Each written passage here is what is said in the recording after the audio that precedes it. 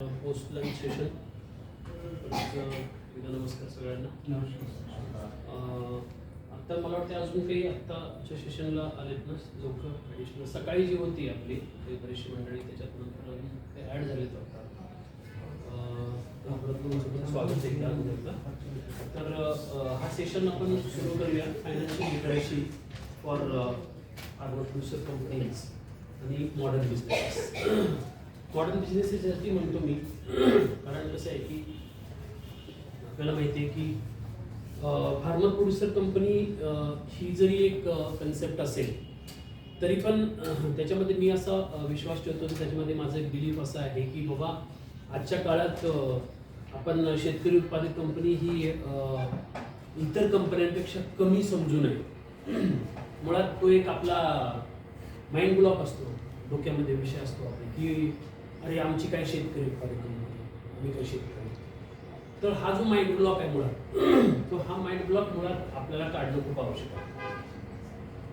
Mind block म्हणजे मनामध्ये एक आपल्याशी एक गाठ असते, आपल्या मनामध्ये असते. लोकांच्यासाठी तो वेगळा गोष्ट आहे, पण कमीत कमी आपल्या मनात जर असेल नाही अरे माझी फार्मर प्रोड्युसर कंपनी आणि आम्ही काय शेतकरी आहोत आणि आमच्याकडे बघण्याचा एक दृष्टिकोन लोकांचा असते की उत्पादक कंपनी, तर तशी ही कंपनी उत्पादक कंपनी तर शेतकरी टाईपचे लोक असा जो विषय असतो, तर ती मुळात आपल्या मनातली गाठ म्हणून काढायला पाहिजे.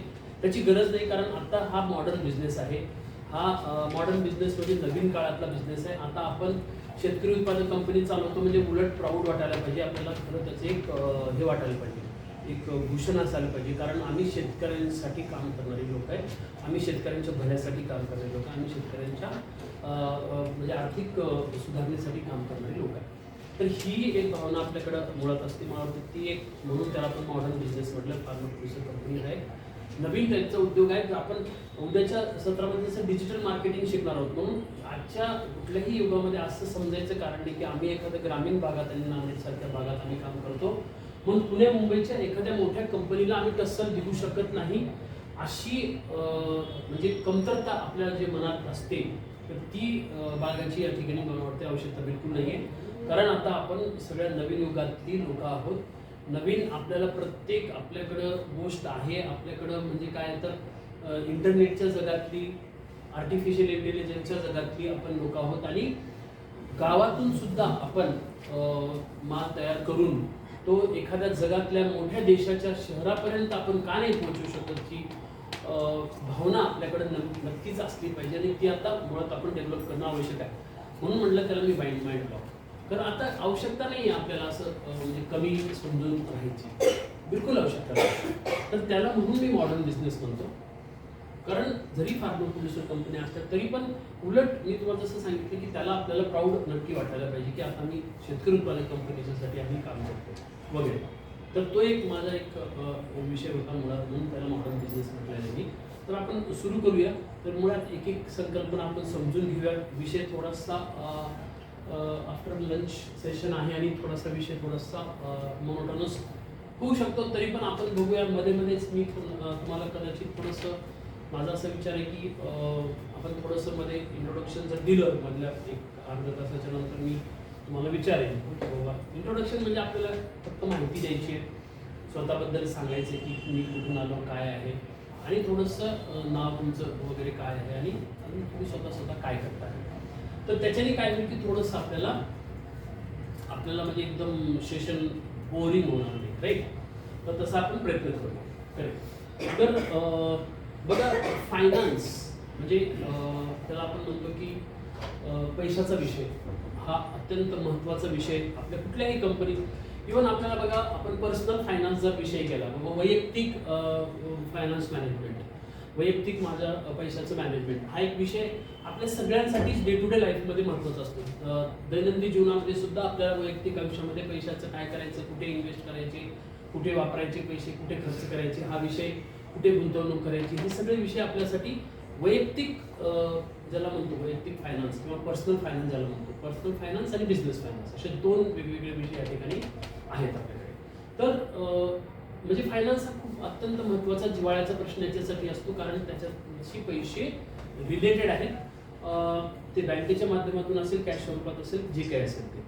तर आपण बिझनेस फायनान्स जेव्हा समजून घेतो तेव्हा त्याच्या संदर्भात दोन विषय खूप महत्त्वाचे असतात. ते म्हणजे एक अकाउंट्स असतं आणि एक फायनान्स असतं. आता जे कॉमर्स ग्रॅज्युएट वगैरे तुमच्यापैकी असतील त्यांना कदाचित माहिती असेल की what is accounts, what is finance. हा थोडासा फरक त्याच्यामध्ये मी तुम्हाला सांगणार आहे. थोडंसं बेसिक समजून घेऊया की अकाउंट्स म्हणजे काय आणि फायनान्स म्हणजे काय. आपल्याला आपली फार्मा प्रोड्युसर कंपनी चालवायची आहे, कुठले उद्योग चालवायचा आहे, तर त्याच्यासाठीचे जे बेसिक्स गोष्टी आहेत ज्याला काय म्हणतो आपण की मूळ गोष्टी आहेत, तर त्या काय आहेत, तर त्या मुळात समजून घेऊया. पहिल्यांदा अकाउंट्सची काय व्याख्या, अकाउंट्स म्हणजे नेमकं काय.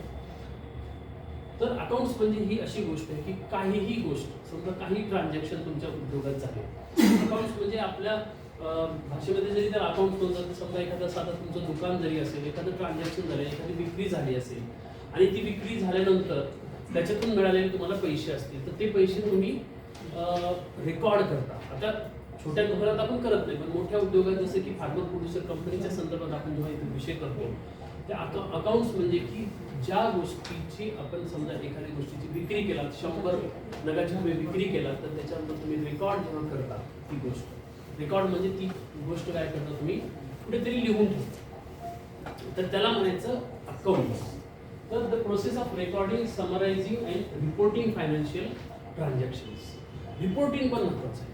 बघा कसं आहे की जर एखादा फायनान्सवाला, अकाउंट्सची सगळ्यात महत्वाची गोष्ट आहे ही रिपोर्टिंग. रिपोर्टिंग म्हणजे काय, आता तुम्ही तुमच्या लेवलला जे फायनान्समध्ये काय करताय की नाही, ठीक आहे आज 20 ट्रान्झॅक्शन झाले सेलचे, आज 20 चे पैसे आले, हे सगळे ट्रान्झॅक्शन तुमच्या लेवलला लिहून ठेवले समजा. पण ते लिहून ठेवल्यानंतर तुमचा जो काही रिपोर्टिंगवरचा मॅनेजर असेल, तुमचे कोणी साहेब असतील, तर त्यांना ते अकाउंटच्या संदर्भात माहिती देणं, डेली नसेल कमीत कमी 8 दिवसाला जेव्हा त्यांना गरज वाटेल तेव्हा रिपोर्टिंग करणं हे खूप त्याच्यामुळे एक तुमचंच काम आहे. रिपोर्टिंग करणं की बाबा आज फायनान्समध्ये साहेब एवढी विक्री झाली आणि आपल्या बिझनेसच्या अकाउंटमध्ये किंवा आपल्या बँकेच्या अकाउंटमध्ये एवढे पैसे जमा झाले, किंवा आपण एखाद्या पार्टीचं पेमेंट केल्यानंतर सर बघा एवढ्या पेमेंटचं आपण केलेलं आहे आणि एवढ्या ठिकाणी माल आलेला आहे आपल्या रॉ मटेरियल आणि एवढं पेमेंट केलेलं आहे, जेणेकरून त्याचं बिझनेसमध्ये आपल्याला किती आजच्या तारखेला बॅलन्स आहे बँकेच्या अकाउंटला, त्याचं प्लॅनिंग, जेणेकरून तुमचा जो काही निर्णय घेणारा अधिकारी असेल, तुमचा ओनर असेल, जो कोणी असेल तुमचा बॉस, तर त्याला ती कल्पना असणं आवश्यक आहे. त्याला रिपोर्टिंग म्हणायचं. रिपोर्टिंग ही एक अत्यंत अकाउंट्समधली महत्त्वाची गोष्ट आहे. तर ती एक पहिली गोष्ट झाली. आता दुसरी बघूया. आता फायनान्स म्हणजे काय.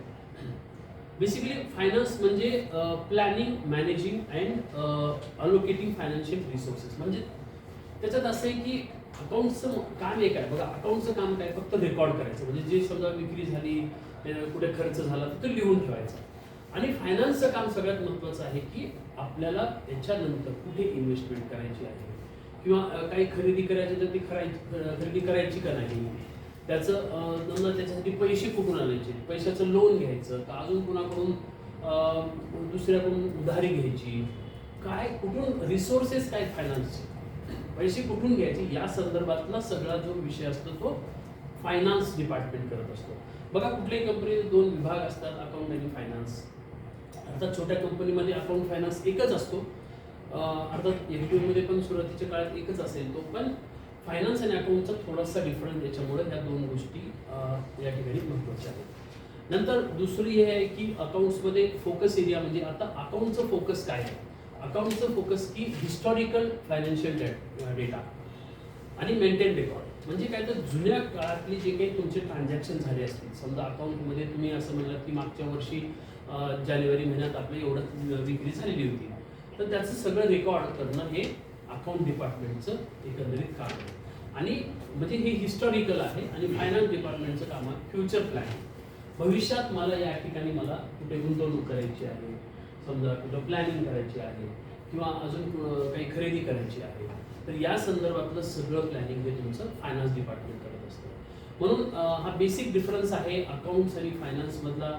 हा आपल्याला नेमका सोप्या भाषेत मी या ठिकाणी सांगण्याचा प्रयत्न करतोय. नंतर तिसरं आहे की या ठिकाणी आता त्याचं पर्पज काय, म्हणजे कशासाठी हे दोन्ही डिपार्टमेंट आहे. अकाउंट डिपार्टमेंटचं काय म्हणजे हे आहे, एक्झिस्टन्स का आवश्यक आहे. ॲक्युरेट बघा, सगळ्यात महत्त्वाचं अकाउंट डिपार्टमेंटचं काम आहे ॲक्युरेट एंट्र्या करणं. ॲक्युरेट म्हणजे कसं की जर 100 रुपयाचा बिझनेस झाला असेल, 100 रुपयाची विक्री झाली असेल आणि त्याला 18% GST जर लागणार असेल तर तेवढंच करेक्ट करणं. त्या 18% ठिकाणी समजा 28% तुम्ही केलं किंवा 100 रुपयाच्या ठिकाणी 1000 रुपये केलं तर काय होईल, परत प्रॉब्लेम होईल, बरोबर ना. म्हणून अकाउंटचं सगळ्यात महत्त्वाचं काम ॲक्युरेसी आहे, ॲक्युरेट राहणं. कारण त्या ठिकाणी जर ट्रान्झॅक्शन तुमचे चुकले, 1 झिरो कमी झाला, 1 झिरो वाढला तर तेवढा फरक तुमच्या एकंदरीत टोटल ट्रान्झॅक्शन्सला पडू शकतो आणि त्या ठिकाणी चूक होऊ शकते आणि त्याचा इम्पॅक्ट मोठा होऊ शकतो. त्यामुळं सगळ्यात महत्त्वाचं अकाउंटचं दुसरं काम, पहिलं काम मी रिपोर्टिंग सांगितलं, दुसरं ॲक्युरेसी आहे. ॲक्युरेट ट्रान्झॅक्शन्स करणं अकाउंट विभागाचं काम आहे आणि ते खूप चांगल्या पद्धतीनं करावं लागेल त्या अकाउंट डिपार्टमेंटच्या लोकांनी. त्यामुळे ती एक महत्त्वाची गोष्ट आहे. आता फायनान्स येस, तुम्हाला काय प्रश्न असतील ते लगेच समोरासमोर विचारा. काय कळलं नाही किंवा तुम्हाला काय हो अकाउंटिंग बद्दल लगेच प्रश्न मनात आला लगेच तिथेच विचारा. काही प्रश्न असतील तर विचारा तुम्ही, अकाउंटच्या संदर्भातले किंवा मग फायनान्सच्या संदर्भातले. मी एक गोष्ट एक्सप्लेन करत चालते आणि ते लगेच विचारतो, फक्त हातवारी करायला विचारतो काय अडचण. तर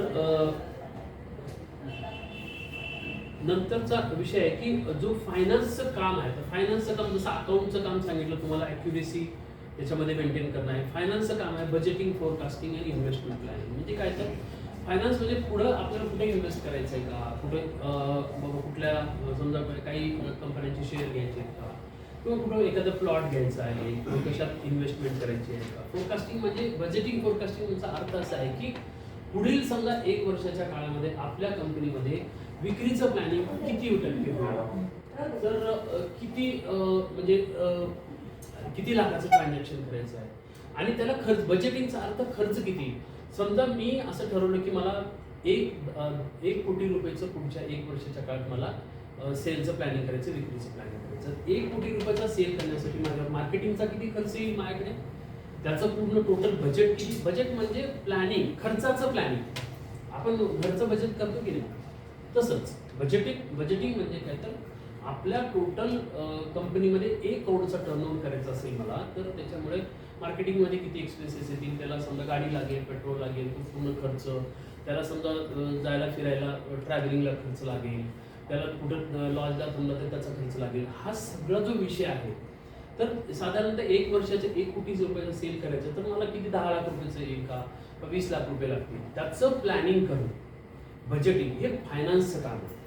फायनान्सचं प्लॅनिंग ते करायला पाहिजे की पुढच्या या एकंदरीत वर्षाच्या काळात मला 10 कोटी रुपयाचं किंवा 1 कोटी रुपयाचं सेल करायचं असेल तर मला इतकं याच्यामध्ये बजेटिंग आणि प्लॅनिंग याला मला काढून ठेवावं लागतील, तेवढे पैसे मला काढून ठेवावे लागतील.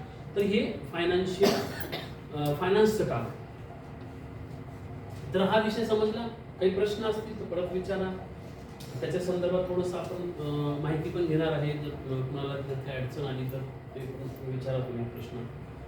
तर त्याच्यानंतरची पुढची जी म्हणजे गोष्ट आहे ती सगळ्यात महत्त्वाची जी आहे की अकाउंट्समध्ये तुम्हाला काय करावं लागतं. तर तुम्हाला जसं की बॅलन्स शीट, प्रॉफिट लॉस, म्हणजे अकाउंटिंगचा एक सगळ्यात महत्त्वाचा एक काम असतं ते म्हणजे प्रॉफिट अँड लॉस अकाउंट किंवा मग त्याला आपण बॅलन्स शीट असे म्हणू शकतो. म्हणजे आपल्या सगळ्यात बघा महत्त्वाचं, बऱ्याच ठिकाणी मी उद्योगांना ट्रेनिंग द्यायला जातो, त्या ठिकाणी असं होतं की बऱ्याच जणांना हे वर्ष माहीत नसतं की आपल्या उद्योगात प्रॉफिट व्हायला लागला आहे की तोटा व्हायला लागला आहे का नफा व्हायला, काही माहिती नसतं. म्हणजे कसं की हा ठीक आहे, कस्टमर आले, त्यांचं ट्रान्झॅक्शन होत आहेत, पैसे जमा होत आहेत, लोकांच्या पगारी जात आहेत, सगळं होतंय, पण मुळात हेच माहित नाही त्याला बाबा, त्या बिझनेस ओनरला किंवा त्या मेन माणसाला की अरे बाबा किती नेमकं झालं, म्हणजे प्रॉफिट किती झाला, खर्च किती झाला. आता सेल होऊन पैसे येतात, पैसे बँकेत जमा होतात, महिन्याला पैसे पगारी होतात लोकांच्या किंवा बाकीचे खर्च जातात, मार्केटिंगच्या लोकांना काही खर्च लागले ते देतात, पण त्याचं नेमकं प्रॉफिट अँड लॉस अकाउंटच्या संदर्भात बरेच लोक माहिती नसतं. तर हे आपण करणं हे खूप आवश्यक आहे आणि अकाउंटिंगचं ते एक मेन काम आहे की अकाउंटिंगचं काम काय, फायनान्शियल स्टेटमेंट ज्याला म्हणतो आपण, प्रॉफिट अँड लॉस अकाउंट किंवा त्याला बॅलन्स शीट म्हणतो, तर ते मेंटेन करणं हे खूप महत्त्वाचं काम अकाउंट डिपार्टमेंटचं आहे.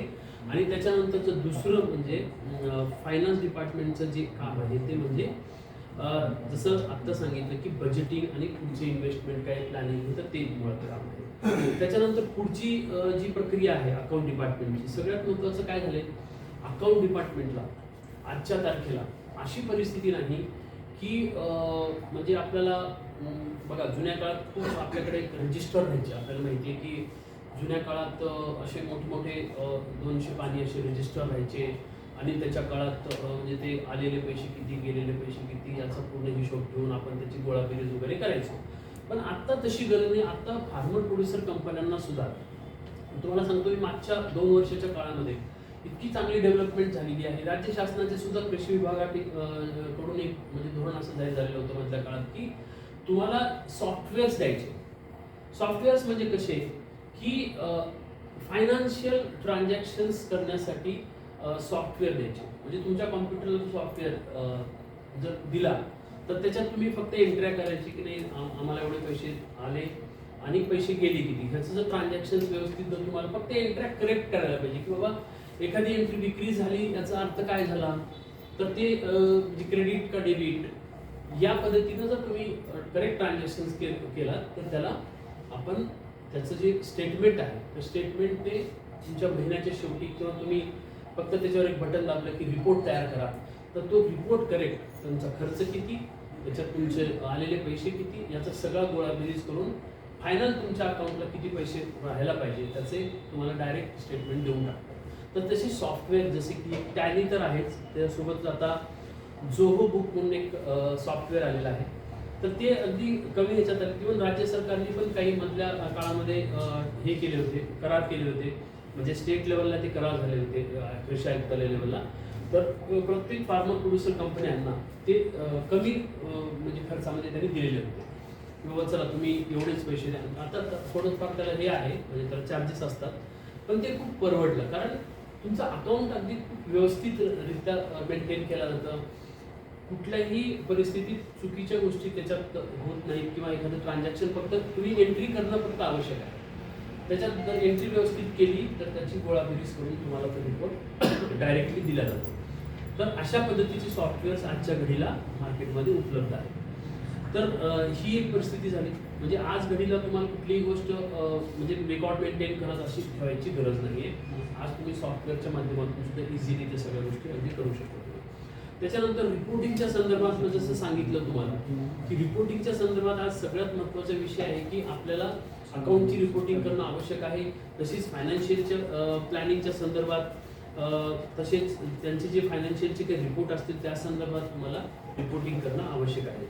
तर त्याच्यानंतर पुढची गोष्ट आहे की शॉर्ट टर्म आणि बघा आता त्याच्यात अकाउंटिंगचं काम जे असतं ना ते डे टू डे बेसिसवरती असतं. म्हणजे डे टू डे म्हणजे समजा आज एखादी विक्री झाली, आज एखाद्याचं पेमेंट गेलं, एखादा सप्लायरचं पेमेंट आपण गेलं, एखादा मार्केटिंगच्या माणसाला ॲडव्हान्स दिला, हे सगळे ट्रान्झॅक्शन्स तुम्हाला शॉर्ट टर्म बेसिसवरती डे टू डे तुम्हाला तिथे मेंटेन करावे लागतात.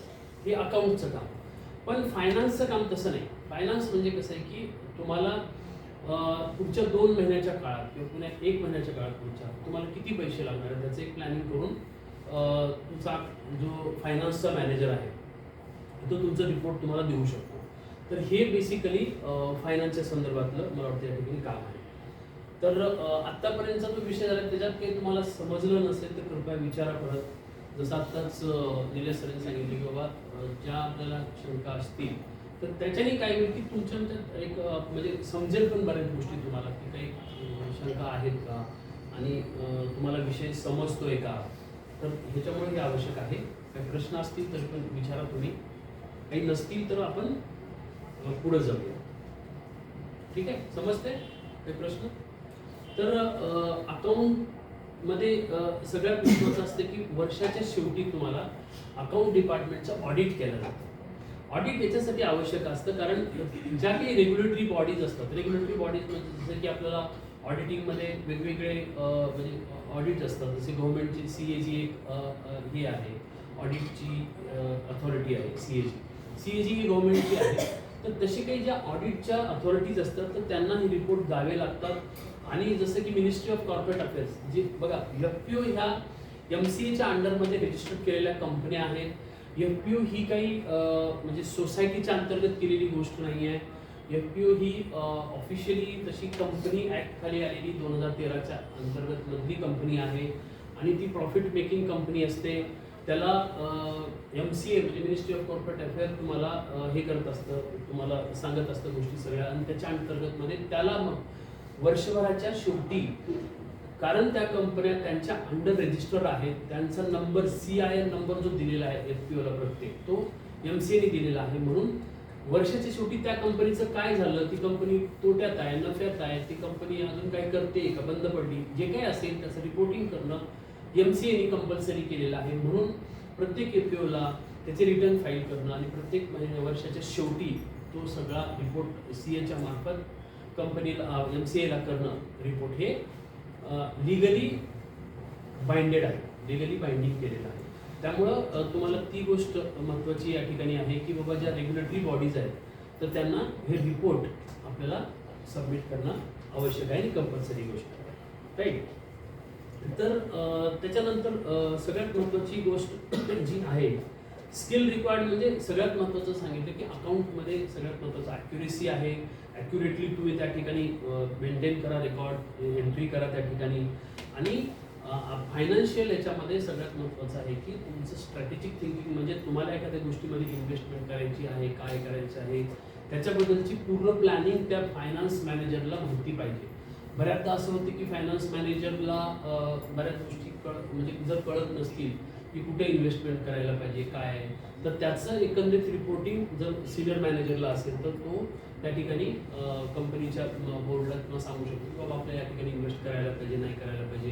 कारण financial health of the business, financial health म्हणजे किती पैसे आले, किती पैसे आज बँकेमध्ये आहेत, मागच्या वर्षी किती प्रॉफिट झाला, किती लॉस झाला आणि पुढं आपल्याला काय इन्व्हेस्टमेंट करायला याबद्दलची सगळी क्लॅरिटी फायनान्स मॅनेजरला असते आणि त्याच्या संदर्भातलं पुढचं फ्युचर प्लॅनिंग हे त्याला एकंदरीत दिलेलं असतं.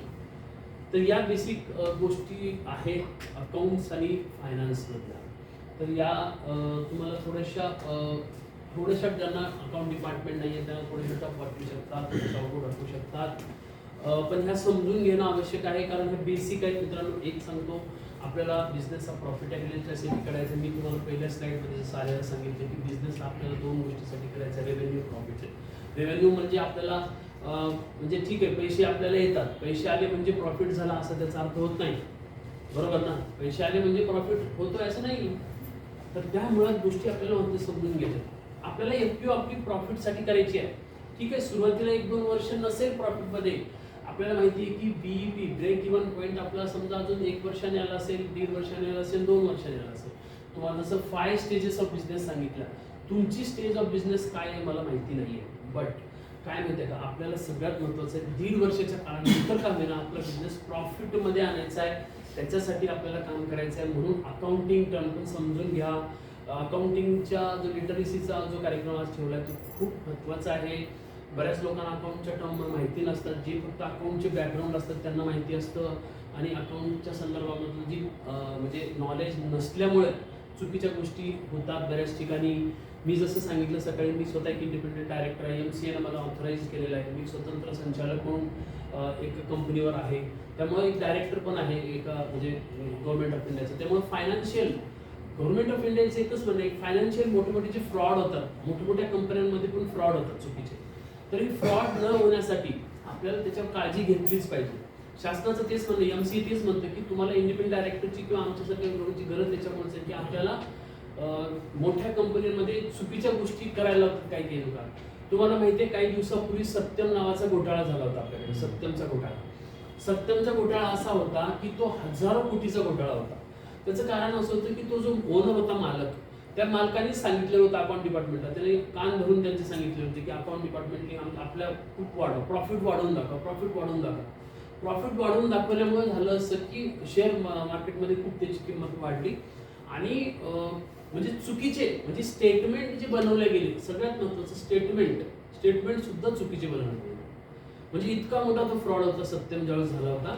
तर अशा चुकीच्या गोष्टी आपल्याला करायच्या नाही आहेत. आपल्याला प्रॅक्टिकली ह्या गोष्टी समजून याच्यामुळे घ्यायचे की फायनान्शियलचं नॉलेज जर नसेल तर आपल्याला कंपनी आपल्याला आपण प्रॉब्लेममध्ये आणू शकतो आणि त्याच्यामुळे आपल्याला त्याचं नॉलेज घेणं, माहिती घेणं ही अत्यंत आवश्यक आहे.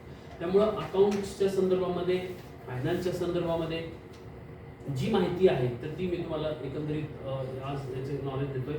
तर अकाउंटच्या संदर्भात सांगितलं की तुम्हाला नेक्स्ट स्लाइड आपण घेऊया की अकाउंटिंग टीमचं टार्गेट जसं सांगितलं पहिलं की ॲक्युरेसी गोल.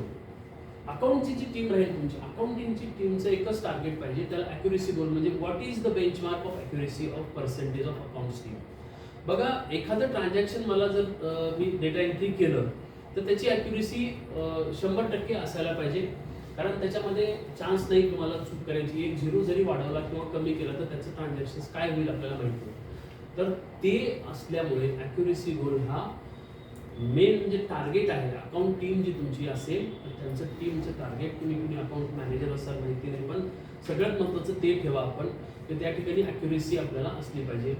दुसरं कंप्लायन्स. कंप्लायन्स म्हणजे काय, तर जे काही रिपोर्टिंग आहे शासनाचं, ज्या ठिकाणी GST असेल, इन्कम टॅक्स असेल, IT रिटर्न्स असतील वर्षभराचे शेवटीचे, ते सगळे कंप्लायन्सेस गोल ज्याला म्हणतो आपण, त्याचे काय बेंचमार्क आणि त्याचं समजा GST प्रत्येक महिन्याला आपल्याला रिटर्न दाखल करायची ती कंपल्सरी आहे, तर ते GST आपल्याला करायलाच पाहिजे प्रत्येक मंथ एंडला.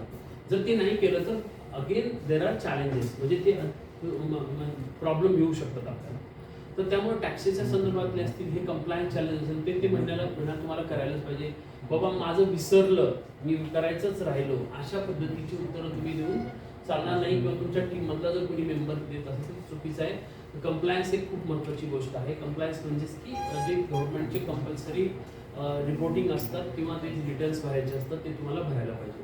नंतर थर्ड आहे रिपोर्टिंग. जसं मी सुरुवातीला सांगितलं की रिपोर्टिंग म्हणजे what will be the frequency of reporting accounts, म्हणजे किती दिवसाला तुम्हाला त्या अकाउंटच्या माणसाने येऊन रिपोर्ट करायला हे तुम्ही सांगू शकता की बाबा मला एक काम करतो दररोजच्या दररोज सांगत चल, किंवा 8 दिवसाला एक सांगत चल, किंवा बँकेमध्ये आपले पैसे किती आहेत, बिझनेस किती झाला, विक्री किती झाली मागच्या आठवड्यात. तर हे सगळं तुम्ही जर म्हटलात की नाही मला एखाद्या आठवड्याच्या काळात मला रिपोर्टिंग व्हायला पाहिजे, तर त्या पद्धतीने रिपोर्टिंग त्यांनी करायला पाहिजे. हे 2-3 गोल हे खूप महत्त्वाचे असतात अकाउंटिंगच्या दृष्टीने. ॲक्युरेसी गोल, कंप्लायन्स गोल आणि 3 महत्त्वाचे असतात. तर ह्या 3 गोष्टी अत्यंत महत्त्वाच्या आपल्याला याच्यामध्ये असतात. तर आता ह्याच्यानंतर आपण बेसिक्स ऑफ फायनान्शियल मॅनेजमेंटकडे जाऊया. तर समजते काही अवघड वाटत असेल तर सांगा प्लीज, कारण थोडासा विषय टफ आहे आणि थोडासा मोनोटोनस होतो विषय अकाउंटिंगचा. काही प्रश्न असतील तर कृपया विचारा, कारण जेवढ्यानंतरचं परत मी सांगतो सेशन आहे, मला माहिती आहे एकदम मोनोटोनस पण होऊ शकतो, कारण टर्म्स अशा आहेत. मला कोणी काय सांगणार नाही, मी सांगतो यांच्या डोक्यावरून चाललंय सगळं. अरे बाबा,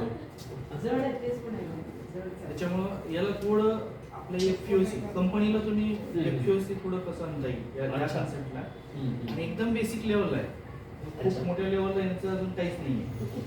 मग मी काम करतो त्या अनुषंगाने इंटरॅक्शन होऊन द्या, कारण आता जे चालू आहे ते निश्चितच ते वरतून चाललंय असं एकदम ॲडव्हान्स लेवल. अच्छा, okay okay, advance level, okay ठीक आहे. बेसिक लेवलला जाऊ, बेसिक लेवलला घेऊ आपण. तर आपण थोडंसं एक काम करू, मला सगळ्यांची जरा ओळख एकदा करून द्या, म्हणजे काय होईल मला की आपली काय अपेक्षा आहे ते पण मला कळेल, आणि आपण कुठल्या पोझिशनला वगैरे काम करता किंवा मला त्याच्यातून कळेल. तर मला काय माहिती नेमकं कुठल्या अपेक्षा काय तुमच्याकडे ते मी मग हे करतो. असं प्लीज एक एक नाव आणि तुमचं हे सांगा मला काय करताय.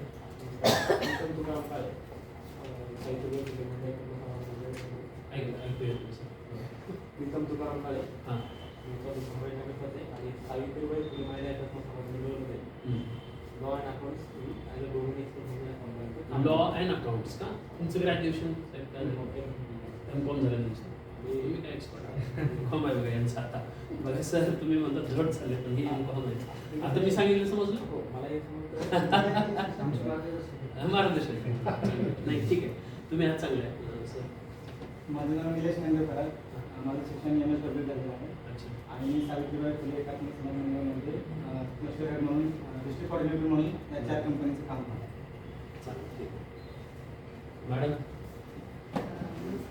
जयश्री ललितांत मुळे, राहणार संभाजीनगर, सावित्रीबाई फुले महिला एकात्मिक समाज मंडळामध्ये गेल्या 1 वर्षापासून बॅक ऑफिस म्हणजे डेस्क ऑफिसर म्हणून काम पाहतो.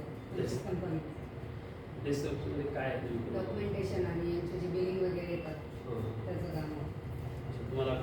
background आहे? नाही अकाउंटिंगचं नाही. आता जे सांगितलं थोडं बेसिक काही हां समजलं बेसिक तुम्ही जे अकाउंट संदर्भात सांगितलं ते माझ्यापर्यंत थोडंफार आहे. फायनान्समध्ये नाही आहे. नाही ओके ठीक आहे चालेल अकाउंट आणि फायनान्स समोर जमायचं नव्हतं. नाही, मी काय म्हणतो अकाउंट येतं माझ्यापर्यंत फायनान्स नाही येत. वीरभद्र गुंडेराव गाडे हां. माधव ॲग्रो फार्मर सर्व्हिस कंपनीचा डायरेक्टर अच्छा काय करायचं तुम्ही पोस्ट सांगा, पोझिशन सांगा.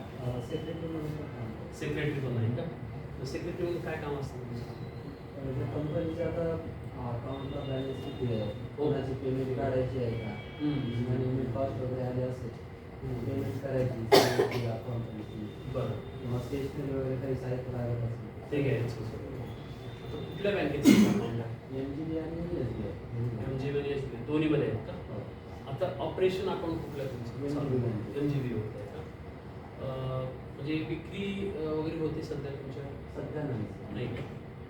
बरं. मग सध्या जे तुमचे सगळे पैसे आलेले आहेत ते कुठून सभासदातून आले सभासदांना आलेले आहेत आणि लाभार्थ्यांना मॅनेजमेंट पासून मॅनेजमेंट कॉस्ट ते पैसे येतात त्याचं तुम्हाला हे मॅनेजमेंट करतात एक्सपेन्सेस किती एक वर्ष झाले का आपल्या प्रोडक्ट? 1-1.5 वर्ष. एक दीड वर्ष काही प्रोडक्ट आहे का आपलं प्रोडक्ट नाही म्हणजे विक्री करण्यासाठी काही प्रोडक्ट नाही सर बरं तुमचं युनिट आहे का सध्या पिऊच बागेचं युनिट म्हणजे काही तयार केले असं शेड बांधून किंवा मशिनरी कृषी सेवा केंद्र आहे तुमचं कृषी सेवा केंद्र CHC कस्टमायझिंग सेंटर आहे अच्छा Customer service. Customer service. ते आहे का मग त्याच्या माध्यमातून तुमचे पैसे येत असतात म्हणजे ते अकाउंट तुमचं MGB मध्ये जमा करा आणि ते टोटल तुम्ही हे करा म्हणजे पैसे खर्च किती आणि हे असंच ना काय तुला समजलं म्हणजे काय लेवल आहे ते समजलं तुम्ही दोघे एकत्र तिथे तुम्ही CHC वर आहे का कृषी सेवा केंद्रावर दोन वेगळे आहेत ना दोन वेगळे युनिट आहेत ट्रान्झॅक्शन बऱ्यापैकी होतं का CHC मध्ये काम घेतं CHC मध्ये तुम्ही मग हे भरून देता का इन्शुरन्सचे नाही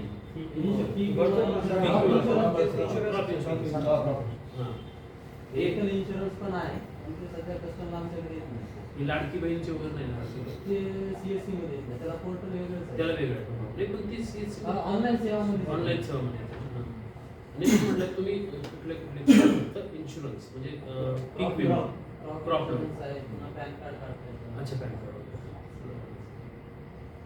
म्हणजे आपल्याला बिझनेस कसा प्रॉफिटेबल होईल ते पण बघायचं आहे कारण FPO असेल तर आपल्याला बघावं लागेल ना आणि आपल्या कृषी सेवा केंद्रामध्ये किती एजन्सी आहेत आपल्याकडे एजन्सी कुठल्या कुठल्या कंपनीची खताची आहे का बियाणे आहे का? पेस्टिसाइड फर्टिलायझर आणि सीड.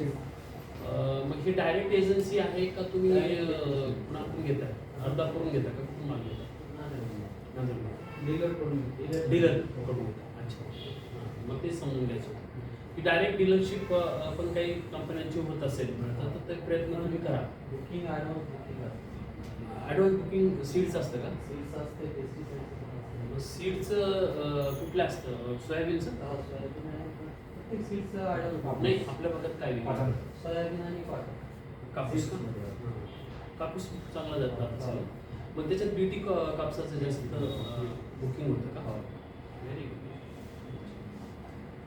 त्यावेळेस ट्रान्झॅक्शन चांगले होत असतात त्यावेळेस सीझन वाईज बुकिंग यांच्याकडून होत नाही सर म्हणजे यांच्याकडून डायरेक्ट डीलर सोबत Dealer ला- बुकिंग होती तुम्हाला किती बॅग्स पाहिजे त्याची 20% 25% ॲडव्हान्स अमाऊंट देऊन ॲडव्हान्स यांनी बुकिंग करावं लागते कंपनीला नाही शेतकऱ्याचं आता booking. आपण जर टन मध्ये केल्या तर तर कंपनी direct देते. कंपनी देते. शेतकरी तुमच्याकडे बुकिंग करत नाही ना तुम्ही हे म्हणून कंपनीला बुकिंग देतात नाही दोन्ही होतं माझ्यामध्ये नाही शेतकऱ्यांचं याच्यासोबत नाही शेतकऱ्याचं आपलं सोबत कसं होतं? खरेदी आपण डायरेक्ट कॅश booking काउंटर करतात. असतं हां अच्छा. त्यांना जे माल अपेक्षित आहे जे माल विकायचा आहे वर्षभर हम्म. ते जर समजा सोयाबीनची बॅग मार्केटमध्ये जूनला जर 3000 जर असेल हम्म. आज जर बुकिंग केलं तर यांना 2200 2500 2300 असं अच्छा. भेटतं ॲडव्हान्स Advance अमाऊंट ठेवलं. हां. हां, मग तो प्रॉफिट मार्जिन ते घेतो. प्रॉफिट मार्जिन डीलरच एक प्रकार अच्छा ठीक आहे. म्हणजे तसं टाईपचा तुमचा बिझनेस आहे सध्या मोठ्या लेवलचा नाही आहे छोट्या लेवलचा व्हेरी गुड काय हरकत नाही पुढच्या काळात बघूया त्याला कसं हे करायचं आहे. आपण सांगा मी गंगाराम गायकवाड हां. धर्मवाद आहे कंपनी सेक्रेटरी धर्मवाला आहे का? आता आपण काय प्रोडक्ट आहे आपलं? आमच्याकडं आता मिरची पावडर आहे. बरं. आणि आता आम्ही शेतीमध्ये 36 एकर शेतीमध्ये मिरची आणि टरबूज असं मिरची चं केलेलं आहे. आणि आपले किती हे आहेत सदस्य? 460. 460. अच्छा.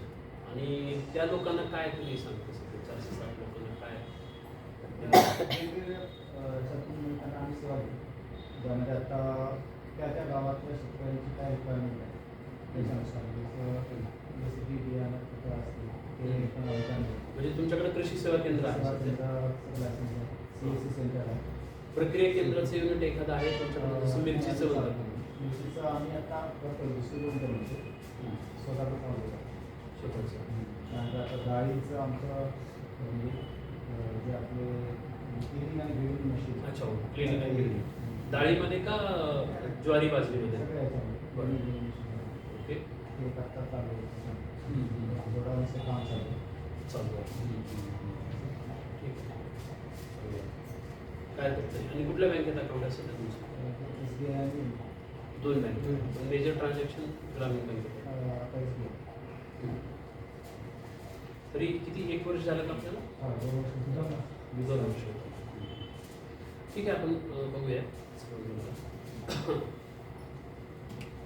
संजय ट्रान्झॅक्शन हम्म. चेअरमन. आता म्हणजे ट्रान्झॅक्शन व्यवस्थित दर महिन्याला होतात.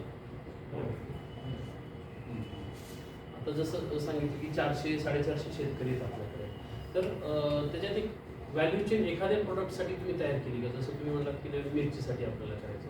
अर्थात मिरचीचं मला माहिती आहे त्या भागात अजून पण कंपन्या असतील बऱ्याचशा बनवणाऱ्या, पण आपल्याला व्हॅल्यू चेन म्हणजे की बाबा जर 400 शेतकरी असतील तर त्यांना आपल्यासोबत जोडण्यासाठी आपल्याला काय एखादाच प्रोडक्टवर समजा आपण जर काम केलं, फक्त मिरचीवर काम केलं किंवा एखाद्या प्रोडक्टवर, तर तसं आपल्याला काही प्लॅनिंग आहे का तुमच्या?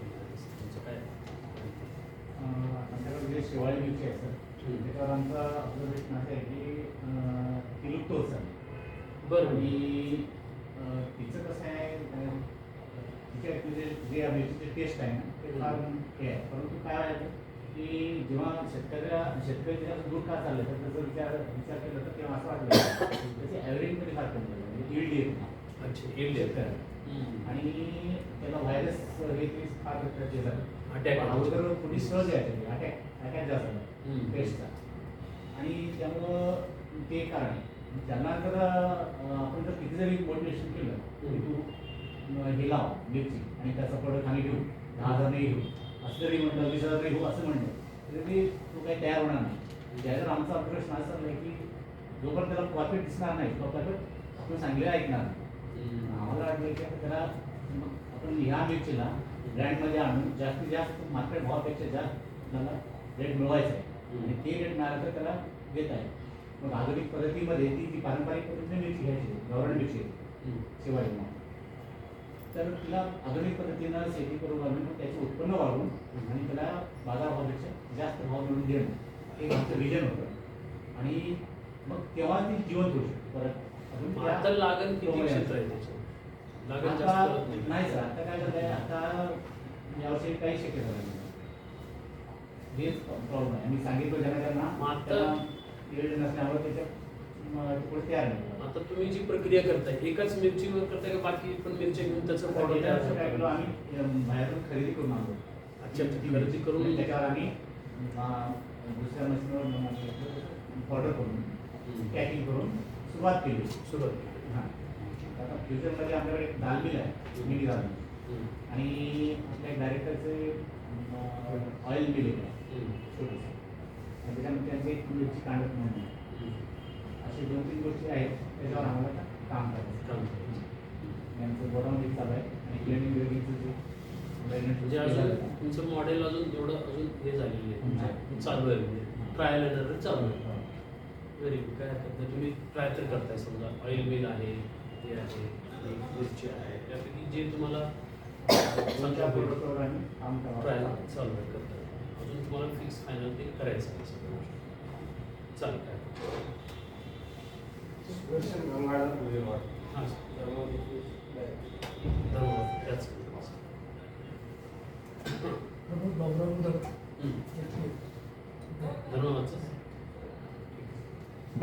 श्रेय दीपक मांडे सावित्रीबाई फुले मंडळामध्ये as a domain expert ITMS म्हणून काम करतो संभाजीनगर संभाजीनगर. ताई माझं नाव संगीता घाटे आहे. मी ठार आहे आले आहे. शेतकरी उत्पादक कंपनी वनपोजमध्ये संचालिका म्हणून काम करतो. कुठल्या धर्मवादच्याच का? किनवटच्या. अच्छा. आपण आता तिथं युनिट सुरू केले का काही?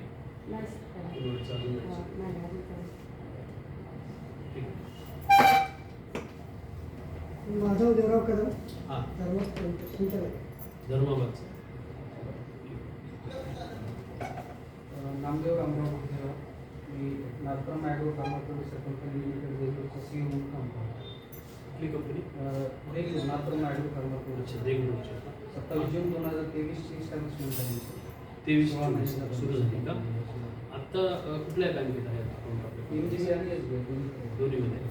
मग ट्रान्झॅक्शन MGB मध्ये आहेत. MGB मध्ये मोस्ट ऑफ ट्रान्झॅक्शन MGB आणि बिझनेस काय आहे सध्या? सध्याला दूध संकलनामध्ये आमचं काम चालू आहे. दूध आणि- संकलन. हां. आणि त्याच्यानंतर ॲग्रिमेंट सप्लाय करतो आपण शेतकऱ्यांना ऑन डिमांड ॲग्रिमेंट आणि त्याच्यानंतर प्रोसेस वगैरे आहे कंपनीचं त्याच्या माध्यमातून पेस्टिसाईड फर्टिलायझर सीड्स वगैरे सप्लाय करतो. अच्छा. आणि प्रक्रियाच्या बाबतीत काही अजून काम केलेलं आता आहे? 7 महिने झालं दूध संकलनाचं काम चालू झालं. हो. त्याच्यामध्ये PMFE मधून आपण प्रोजेक्टसाठी घेतलंय का? अप्लाय केलेलं आहे. ओके. सँक्शन मिळालं पण ते फायनल अजून कॅन्सल लेटर वगैरे काही कशासाठी प्रक्रिया? त्याच्यासाठी प्रक्रिया ते झाल्याच्या नंतर प्रक्रिया उद्योगामध्ये आपण नाही PMFP मध्ये काय घेतलं? PMFE मध्ये Dairy. प्रक्रिया उद्योगामध्ये हां पनीर पनीर, घी, हे असे असे byproduct सगळे. byproduct. किती लाखाचं बिल केलं होतं? सर्व 25 लाख. 25 लाखाचं. झालं ना? नाही झालं फायनल चालू आहे डॉक्युमेंटेशन चालू आहे. तिथेच करणार आहे? हो तिथेच करणार आपल्या कार्यक्षेत्रातच आपण काम करतो.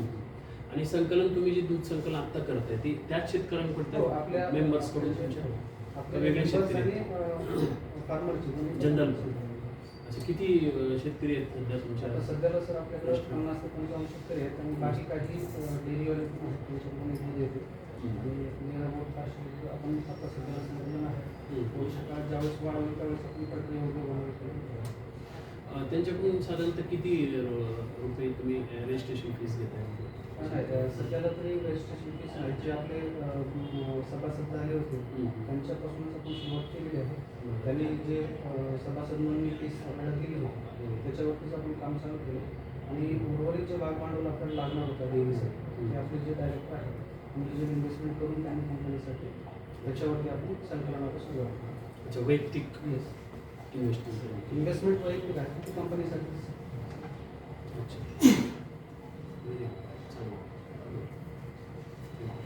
चालेल. मी Girish Gaurishankar Deshmukh Nagpur agro pharma producer कंपनीचे देगलूर चेअरमन. देवी. As by profession tax consultant. अच्छा टॅक्स CA आहे. मी जयदीप शंकरराव बरोबर नागपूर महानगर कंपनीचा डायरेक्टर रेग्युलर ट्रेझर तिथे एम्प्लॉई पण आहे तुम्ही? ट्रेझर आहे ट्रेझर. आणि त्यांचं स्वतःचं मसाले म्हणजे प्रायव्हेट युनिट आहे का? चालू होईल सगळं तुम्ही setup झालं. PMFP अंतर्गत दिले का ते पण? हां ते त्यांचं तंत्रज्ञान सँक्शन झालं आहे. दिले. अच्छा CMEG. या नाही कारण 2 स्कीम आहेत PMFP एक आहे आणि CME तर CMEG साहेब सकाळी आले होते. तर मी PMFP मध्ये पण बरंचसं काम करतो. PMFP कृषी विभागामध्ये कृषी विभाग त्याला जनरल 35% सगळीकडे सबसिडी आहे. त्याला शहर काय हे काय महिला काय हे काय त्याला कुठेही काही असं हे नाही बंधन नाही. 35% ओव्हरऑल सबसिडी आहे त्याला. त्याच्यात हे पण नाही म्हणजे तुम्ही SC ST ओपन असं काही नाही. प्रोसेसच तीच करायचं. प्रोसेस उलट सोपी आहे. बँकेसाठी आपल्याकडे जे बँक आहे ना तेवढं अवेलेबल भेटते. बँका सगळे प्रकरण मंजूर होऊन ते बँकेमध्ये मारतात.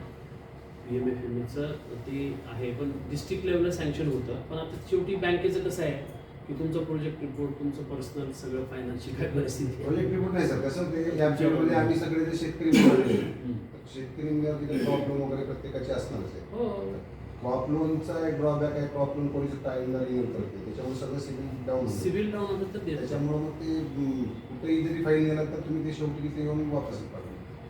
ते तर मोठं SBI काय करते, SBI तर तुम्हाला हे जरी टॅक्स रिटर्न मागत नसेल पण HDFC टॅक्स रिटर्न मागतो 2 वर्षाचे. कुठल्याही टॅक्स रिटर्न होते, पण हे जे आता नवीन जे बिझनेस स्टार्टअप वगैरे करणारे आहेत ना, आता आम्ही परवा नाशिकला जाऊन आलो होतो, ड्राय व्हेजिटेबलचं सोलार सोलार हां डिहायड्रेशन. तर त्यांचं सगळं हे आहे. तर आमच्याकडे 4 महिलांना ते बिझनेस चालू करून द्यायचं. फाईल वगैरे सगळं सँक्शन व्हायच्या अगोदर त्यांना बँकेची परमिशन घेऊनच तिथं गेलेलं चांगलं आहे. शेवटी कुठं जर आलं तर मग ते प्रॉब्लेम आहे सगळ्यांची. त्यांचं सिबिल डाऊन झालं की सगळं प्रोसेस करून व्हायचं. नाही, एक युनिट ऑलरेडी बेंगलोरला सुरू झालं आहे. एक विजय हिंगोले आहे, आहे. तर तो माझा क्लायंट आहे विजय हिंगोले. आता त्यांनी ते माझ्याकडे आले तेव्हा त्यांचं CSC सेंटर वगैरे आहे. हां CSC सेंटर. क्लासेस आहे. अच्छा ते का, मग ते त्यांचं नाशिकला ते पण गेले हो. होते. ज्याचं विक्रीचा काहीतरी प्रॉब्लेम झाला होता. चांगले उद्योजक होते. सांगा सर. संतोष कुठल्या त्यांच्या स्वतःचं काय आहे व्यवसाय सर आपला? आणि याच्या कंपनीचं प्रसिद्धी हॉटेल रन करतात ते. अच्छा, कंपनी- कंपनीचे तुमच्याकडे आहे. मग आता ते त्याच्यात काय काय आहे घेतलं, डीलरशिप वगैरे घेतली का? आता हे गावातच आहे. कुठल्या गावात आहे? बॉर्डरला आहे का? इकडे शहापूर साईडला खाली, खानापूर म्हणजे तेलंगणाच्या. हा, तेलंगणा side.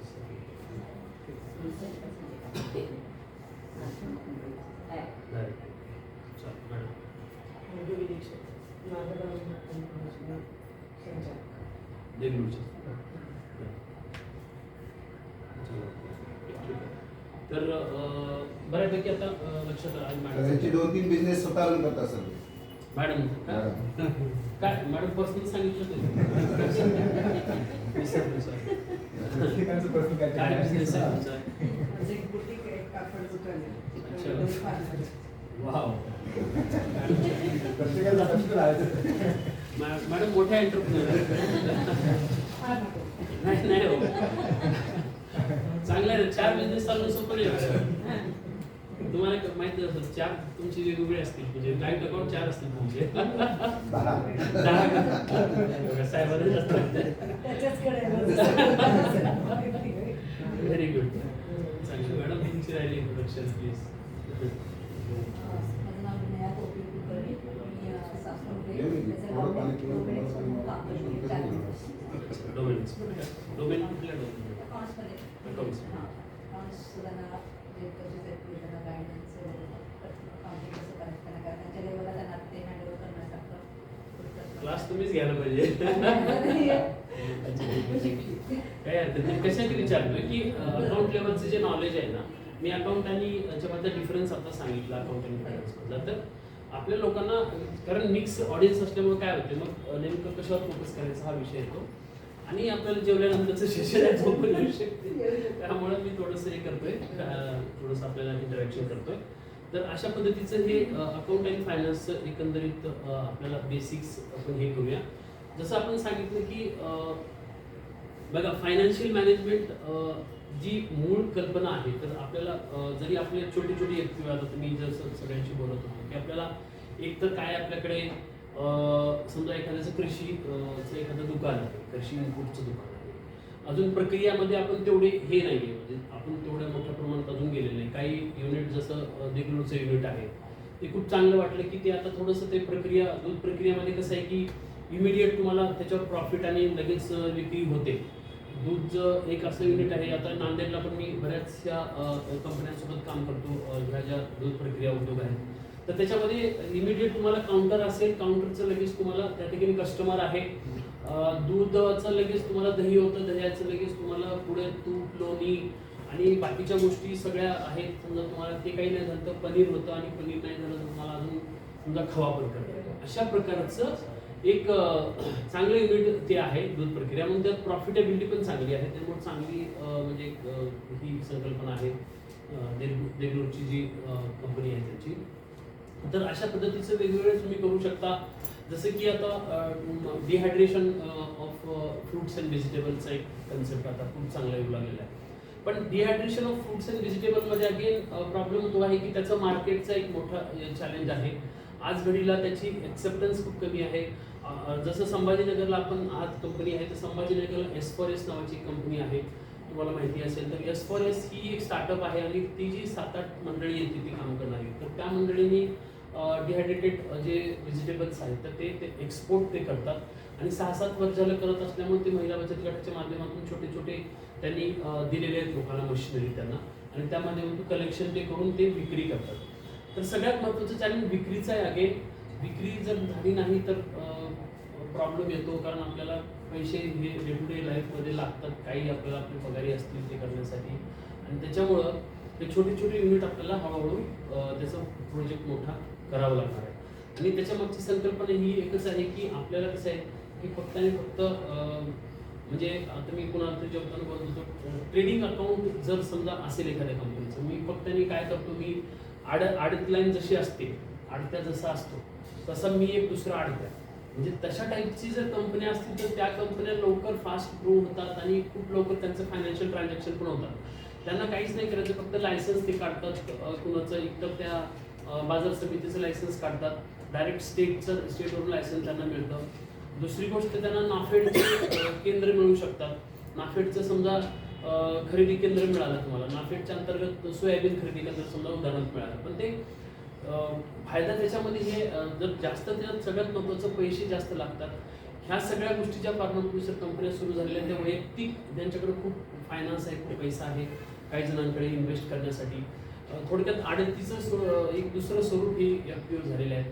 तर त्याच्या पुढे जाऊन माझं असं म्हणणं आहे की काही फायनान्स नाही सुरुवातीच्या काळात एखाद्या वेळी ठीक आहे, पण प्रक्रिया उद्योग करणं आणि त्याच्या माध्यमातून आपण ग्रो व्हायला पाहिजे, त्याचं मागचं अल्टिमेट टार्गेट. आता अर्थात पहिल्या वर्षी तुम्हाला इनपुट केंद्र, ज्याला आपण कृषी केंद्र म्हणतो, कृषी सेवा केंद्र म्हणतो, 1-2 वर्षासाठी ठीक आहे, पण परमनंटसाठी कृषी विज्ञान केंद्र, आपलं कृषी उत्पन्न केंद्र हे जे तुमचं केलेलं आहे तुम्ही सुद्धा, तर त्याच्यापेक्षा प्रक्रियांमध्ये ते हळूहळू डेव्हलप व्हायला पाहिजे. बिझनेस मॉडेल तसं काहीतरी घ्यावं असं माझं एक त्याच्यात म्हणणं आहे. बोर्ड ऑफ डायरेक्टरचा याच्यामध्ये रोल खूप महत्त्वाचा आहे. तुमच्याकडं प्लॅन तुम्ही घ्या, की एकदम मी म्हणत नाही तुम्हाला की 100% तुम्हाला पहिल्याच वर्षी प्रॉफिट होईल, पण अशी बिझनेस मॉडेल तुम्ही घ्यायला लागेल. सुरुवातीला इन्व्हेस्टमेंट कमी आहे आणि रिटर्न जास्त मिळते. असे काही बिझनेसेस आहेत आपल्याकडे की इन्व्हेस्टमेंट कमी आणि रिटर्न जास्त. इन्व्हेस्टमेंट मी तुम्हाला म्हणत नाही की एकदम तुम्हाला 25 लाखात देगलूरसारख्या उडी घेतली, चांगली गोष्ट आहे. तेवढं तर होत नसेल, तुम्हाला वाटत असेल की माझी कंपनी फक्त 5-6 लाख रुपयामध्ये किंवा 10 लाख रुपयाच्या आतमध्ये मला मॉडेल करायचं आहे, तर तसं सुद्धा मॉडेल उपलब्ध आहे. तर तसे मॉडेलचा विचार बोर्ड ऑफ डायरेक्टरने केला पाहिजे आणि तसं एखादं मॉडेल आमच्याकडे काय आहे असा एक विचार करून आपण त्याच्यापुढं बोर्डापुढं मांडून त्याचं फायनल घेऊन त्याच्यामध्ये थोडंसं घेतली पाहिजे. कारण FPOची कल्पना नुसतंच कृषी विज्ञान कृषी सेवा केंद्र चालू करणं नाही आहे.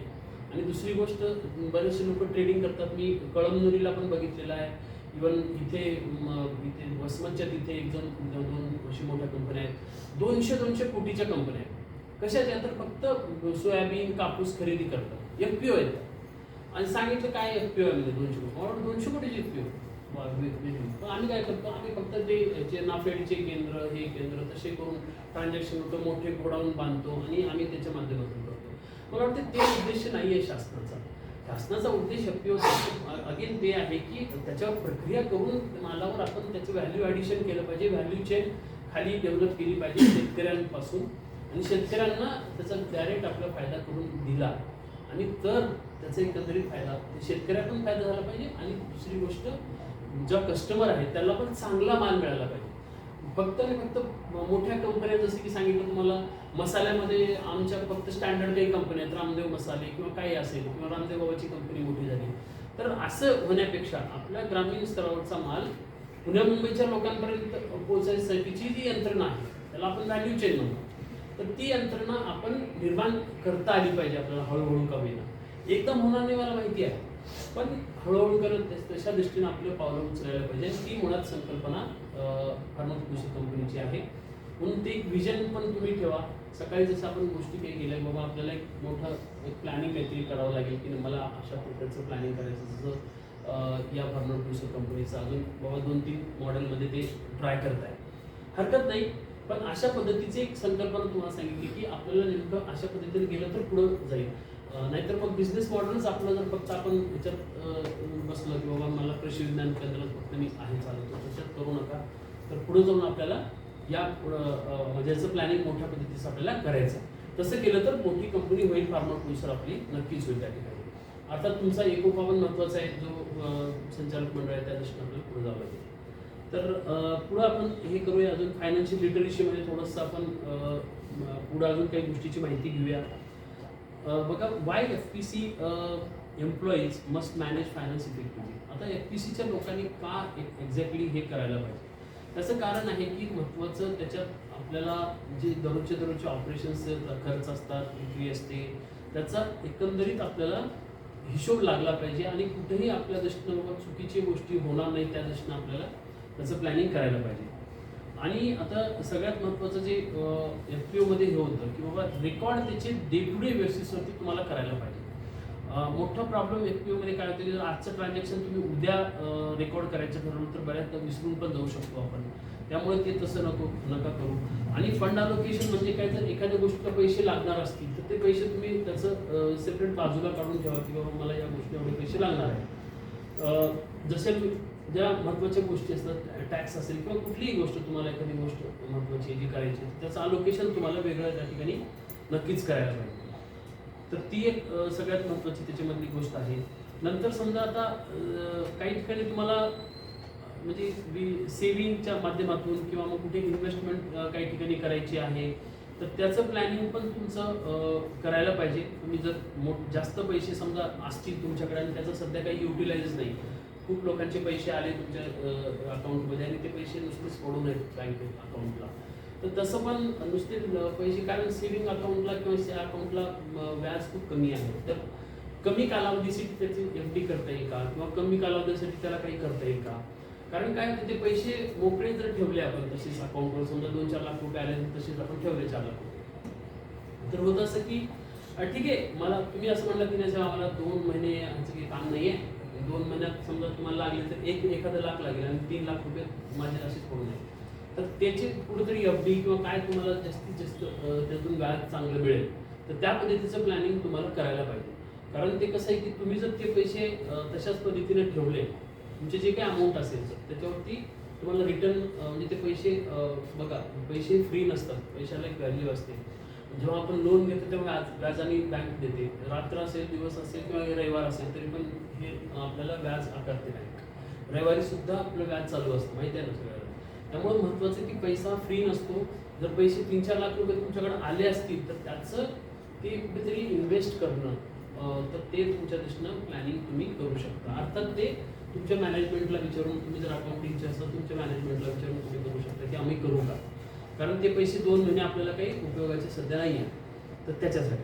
तर हे एक इम्पॉर्टन्स ऑफ सेव्हिंग म्हणतो त्याला, जर त्याची गरज पडली तर ते तुम्ही नक्की त्या ठिकाणी करा. त्याच्यानंतर मंथली बजेट क्रिएशन म्हणजे कसं आहे की महिन्याला तुमचं विक्री किती आहे, साधारणतः गव्हर्नमेंटच्या स्कीमच्या माध्यमातून पैसे किती आले, म्हणजे पैसे विक्री किती आहे, स्कीमचे पैसे वगैरे किती आले असतील ते किती आले, खर्च साधारणतः तुम्हाला किती होणार आहे, मार्केटिंगचा असेल किंवा तुम्हाला बाहेर अजून कुठला एखादा महिन्याभरात तुम्हाला प्लॅनिंग, आज 1 तारीख समजा 1 जानेवारी आहे, तर पुढच्या 30 दिवसाच्या काळामध्ये, 31 दिवसाच्या काळामध्ये मला काय खर्च आहे त्याचं बजेटिंग ते तुम्ही सुरुवातीच्या काळात अंदाजे करावं लागेल. परत हे काही त्याच्यात मध्ये आता तुम्ही असं म्हणाल की नाही ते सर एकदम परफेक्ट होईल, आणि मध्ये एखादा खर्च येईल, मी असं म्हणत नाही, पण अंदाजे तुम्हाला त्याचं प्लॅनिंग करून ठेवावं लागेल, जेणेकरून त्याचं बजेट जे तुम्ही तयार केलेलं आहे तर त्याचं तुम्हाला किती खर्च आहे आणि किती तुमच्याकडे पैसा आहे याचं प्लॅनिंग तुम्हाला करायचं आहे. अन्यथा काय होईल की तुमचं फायनान्शियलचं बॅलन्स राहणार नाही आणि कुठेतरी त्याचं मिसमॅच होण्याची त्याची शक्यता असते. त्यामुळे ह्या 2-3 अत्यंत महत्त्वाच्या गोष्टी या ठिकाणी आपल्याला आवश्यक आहेत. त्याच्यानंतर आता रेकॉर्ड कीपिंग आणि त्याला बेसिक अकाउंटिंग म्हणतो की बाबा एकतर जसं तुम्हाला सांगितलं प्रॉफिट लॉस हे सगळं तुम्ही घ्याच, त्याच्यासोबतच सगळ्यात महत्त्वाचं जे आहे की आजच्या काळामध्ये ब्रेक इव्हन पॉईंट वगैरे ह्या सगळ्या गोष्टी अर्थात खूप थोड्याशा अवघड तुम्हाला मी काही सांगत नाही ते सध्या, तर आता FPOच्या दृष्टिकोनातून आपण हे विचार करतोय सगळा.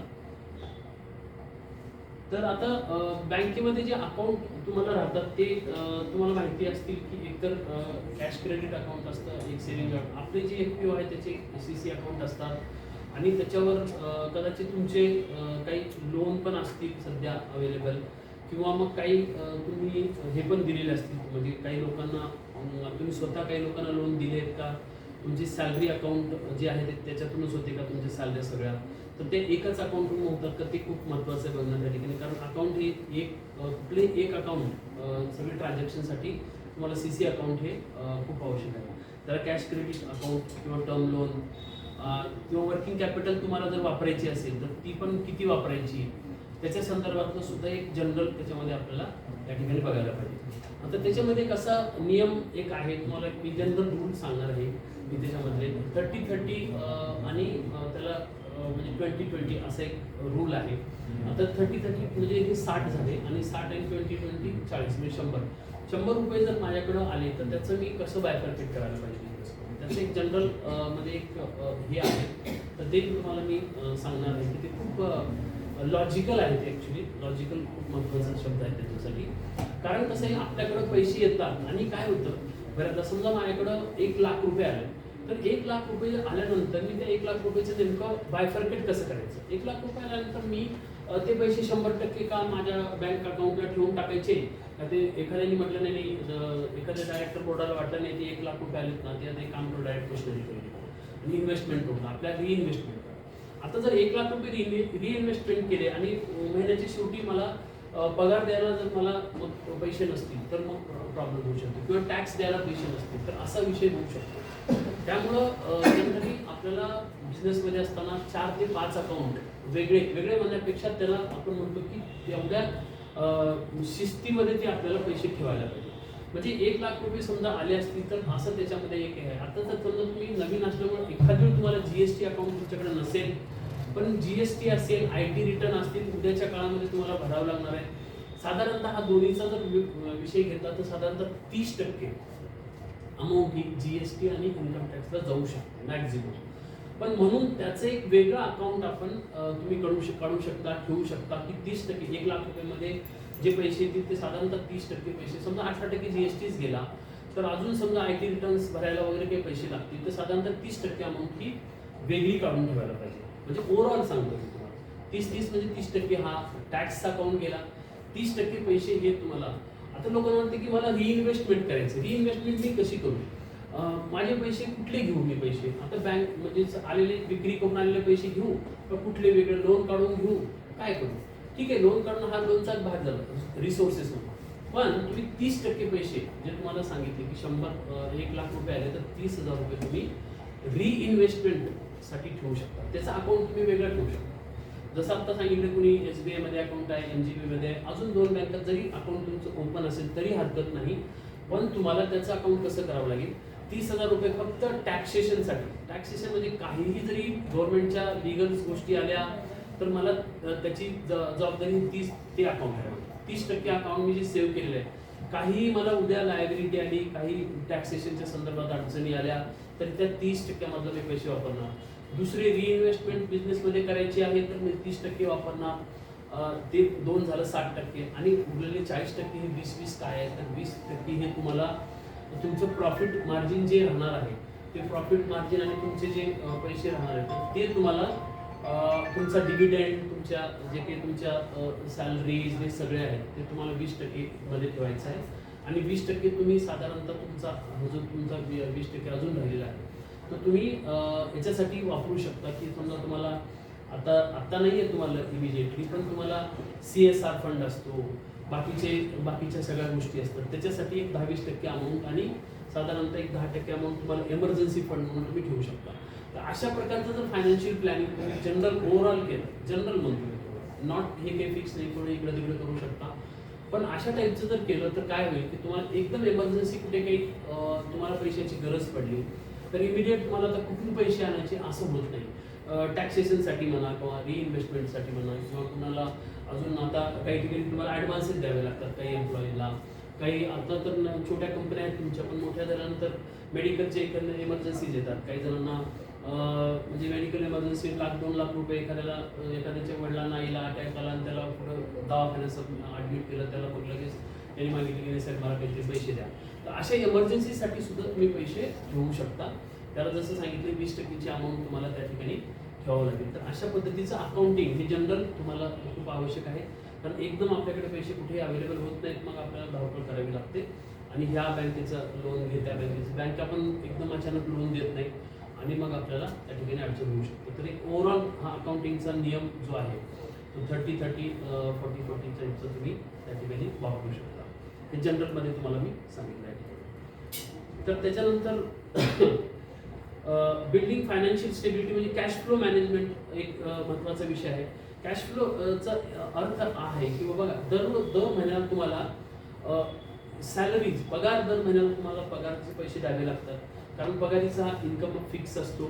युटिलिटीज म्हणजे जे काही तुमचे रेग्युलर खर्च असतात, जसं की लाईट बिल आहे किंवा बाकीचं समजा महिन्याला जे काही तुमचं खर्च असतात ते फिक्स खर्च तुम्हाला असतातच. ऑफिस खर्च तर ते ठेवणं पण त्याला आवश्यक आहे. त्याच्यासाठी तुम्हाला कॅश फ्लो तुमचा ठेवूनच तुम्ही काम करायला पाहिजे. कॅश फ्लोचा अर्थ आहे की जर विक्रीच्या माध्यमातून येत नसेल तर नेमका सोर्स ऑफ इन्कम तुमचा काय, पैसे नेमके कुठून येणार आहे. कारण एक्सपेन्सेसचे तर भरपूर तुम्हाला मार्ग आहेत, पण नेमका सोर्स ऑफ इन्कम काय हे तुम्हाला त्याला आपण कॅश फ्लो मॅनेजमेंट करू शकतो की सोर्स ऑफ इन्कम तुम्हाला कुठून आहे. तर ते मुळात त्या ठिकाणी बघायला पाहिजे. अर्थात हा जो प्रॉफिट मार्जिनचा विषय हा नंतरचा विषय आहे, कारण तो विषय याच्यात आपण घेऊ नये. प्रॉफिट अलोकेशन फॉर रिइन्व्हेस्टमेंट जसं सांगितलं की प्रॉफिट अलोकेशन रिइन्व्हेस्टमेंट म्हणजे तुम्हाला जसं सांगितलं की बाबा 30% अमाऊंट आपण रिअलोकेशन म्हणजे बिझनेसमध्ये रिइन्व्हेस्टमेंट करण्यासाठी वापरायची. तर त्याच्यासाठीची संकल्पना आहे. Examples of successful reinvestment strategy. तर ठीक आहे, काही अवघड वाटत असेल तर परत विचारा प्लीज, कारण थोडेसे टर्म्स अवघड होत पण असतील तुम्हाला, पण हे आवश्यक आहे. कारण काही गोष्टी तुम्हाला सांगाव्या पण लागतील, ह्या कंपल्सरी आहेत. जसे की यामध्ये आता financial literacy for farmer producer कंपनीमध्ये रेव्हेन्यू म्हणजे काय तुम्हाला कळालं. रेव्हेन्यू म्हणजे बघा income generated from business operation.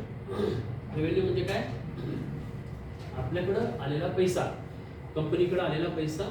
Business operation म्हणजे काही विक्री केल्यानंतर जो पैसा आपल्याकडे येतो त्याला आपण रेव्हेन्यू म्हणतो. एक्सपेन्सेस म्हणजे काय, तर जो काही खर्च आहे, जे काही तुमचे cost incurred to run the business, काही तुमचा बिझनेस रन करण्यासाठी, चालवण्यासाठी काही खर्च असेल, तुम्हाला लाईट बिल असेल, वाहनांसाठीचा झालेला खर्च असतील, पगारी असतील, हा सगळा जो झालेला त्याला आपण खर्च म्हणतो, त्याला रेव्हेन्यू.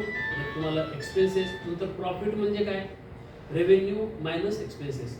म्हणजे जेवढे आलेले पैसे आहेत त्या पैशातून जेवढे समजा मला 1000 रुपये आले काही एखादी गोष्ट विक्री करू, तर त्या 1000 रुपयेमधून म्हणजे समजा माझे एक 400 रुपये खर्च झालेले असतील, तर ते 1000 रुपयामधून 400 झाले तर 600 हा माझा प्रॉफिट झाला उदाहरणार्थ. तर द फायनान्शियल गेन म्हणजे आपल्याला तेवढे नेमके पैसे आपल्याला प्रॉफिट म्हणून मिळाले.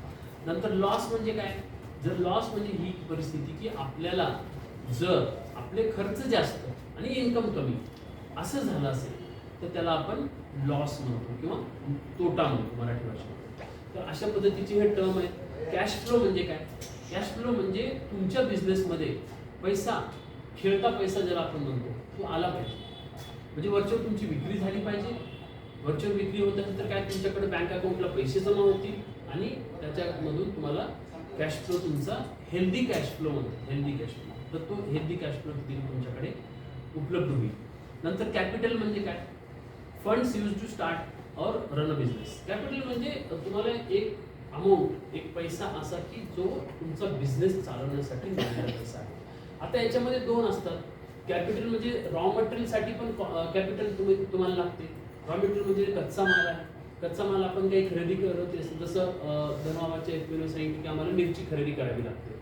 तर मिरची ते खरेदी करणार असतील तर मिरची खरेदीसाठी समजा त्यांना 2 लाख 5 लाख जे काही लागत असतील, तो जो पैसा आहे तर त्याला आपण रॉ मटेरियलची कॅपिटल इन्व्हेस्टमेंट म्हणतो. आणि जी मशिनरी त्यांनी तयार केलेली आहे, ज्या मशिनरीवर त्यांना ते पावडर करायचे त्या याची मिरचीची, तर ती झाली अगेन, ती पण कॅपिटल इन्व्हेस्टमेंट आहे मशिनरीमध्ये. परत तुम्हाला माहिती आहे फिक्स्ड ॲसेट म्हणजे काय आणि लायबिलिटीज काय. फिक्स्ड ॲसेट म्हणजे जसे की मशिनरी घेतली आपण, तर मशिनरी ही फिक्स ॲसेट आहे. किंवा तुमची जी जागा आहे, तुमची एक गोडाऊन बांधलंय किंवा ही जागा या ठिकाणी मशिनरीसाठी तयार केली, हे शेड तयार केलेलं आहे, त्याच्यामध्ये मी 4 मशिनरी लावल्या आहेत. तर ही अगेन फिक्स्ड इन्व्हेस्टमेंट आहे, फिक्स ॲसेट आहे. फिक्स ॲसेट म्हणजे ती ॲसेट जी आपल्याला नेसेसरी असते बिझनेससाठी, ते आपल्याला आवश्यक आहे, पण ती मुव्हेबल नाही आहे, कुठे हलत नाही आहे. आणि फिक्स ॲसेट म्हणजे ती नेसेसरी आहे बिझनेस चालवण्यासाठी. The asset which is very much required to run a business. आपल्याला कुठलाही बिझनेस चालवण्यासाठी आपल्याला ती आवश्यक असलेली एक गोष्ट, त्याला आपण फिक्स ॲसेट म्हणतो. तर ही फिक्स ॲसेट झाली. फिक्स लायबिलिटीज आपल्या लायबिलिटीज म्हणजे काय आहे तर आपल्याला जे काही आपण देणं आहे, समजा एखाद्या सप्लायरकडून तुम्ही असं म्हटलं की आता आम्हाला मिरची शेतकऱ्याकडून विकत घ्यावी लागते, तर ते विकत घेण्यासाठी शेतकऱ्यांना तुम्हाला पैसे द्यावे लागत असतील. ती जी द्यायची म्हणजे अमाऊंट जी असेल, 1,00,000 2,00,000 जी असेल, तर ती माझी लायबिलिटी, मी त्यांना देणं लागतो, तर त्याला लायबिलिटी म्हणायचं. तर अगदी बेसिक सांगतो तुम्हाला, खूप हार्ड भाषेत बिलकुल सांगत नाही आहे.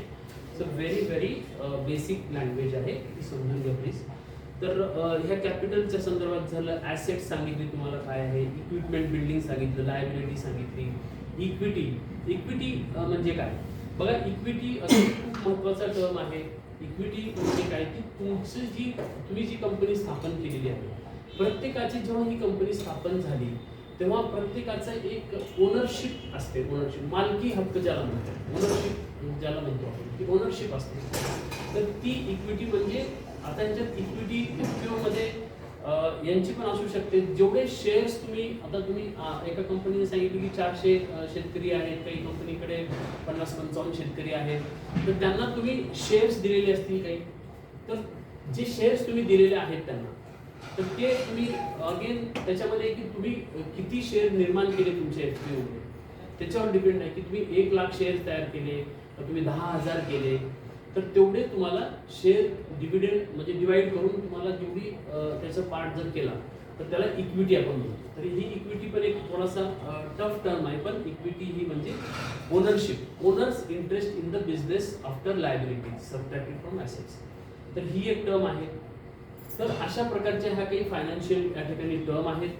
आता पुढची आपण एक बघूया की वर्किंग कॅपिटल. वर्किंग कॅपिटल म्हणजे जसं सांगितलं की तुम्हाला आपल्याला एखादा कच्चा माल घ्यायचा असेल तर त्याच्यासाठी लागणारा जो पैसा, funds available for daily operations, म्हणजे डे टू डे लाईफमध्ये तुम्हाला एखादा कच्चा माल असेल, एखादी समजा एखादी गाडी घ्यायची असेल म्हणजे याच्यावरती, तर ह्या सगळ्या गोष्टी ज्या लागतात त्याला वर्किंग कॅपिटल आपण म्हणू.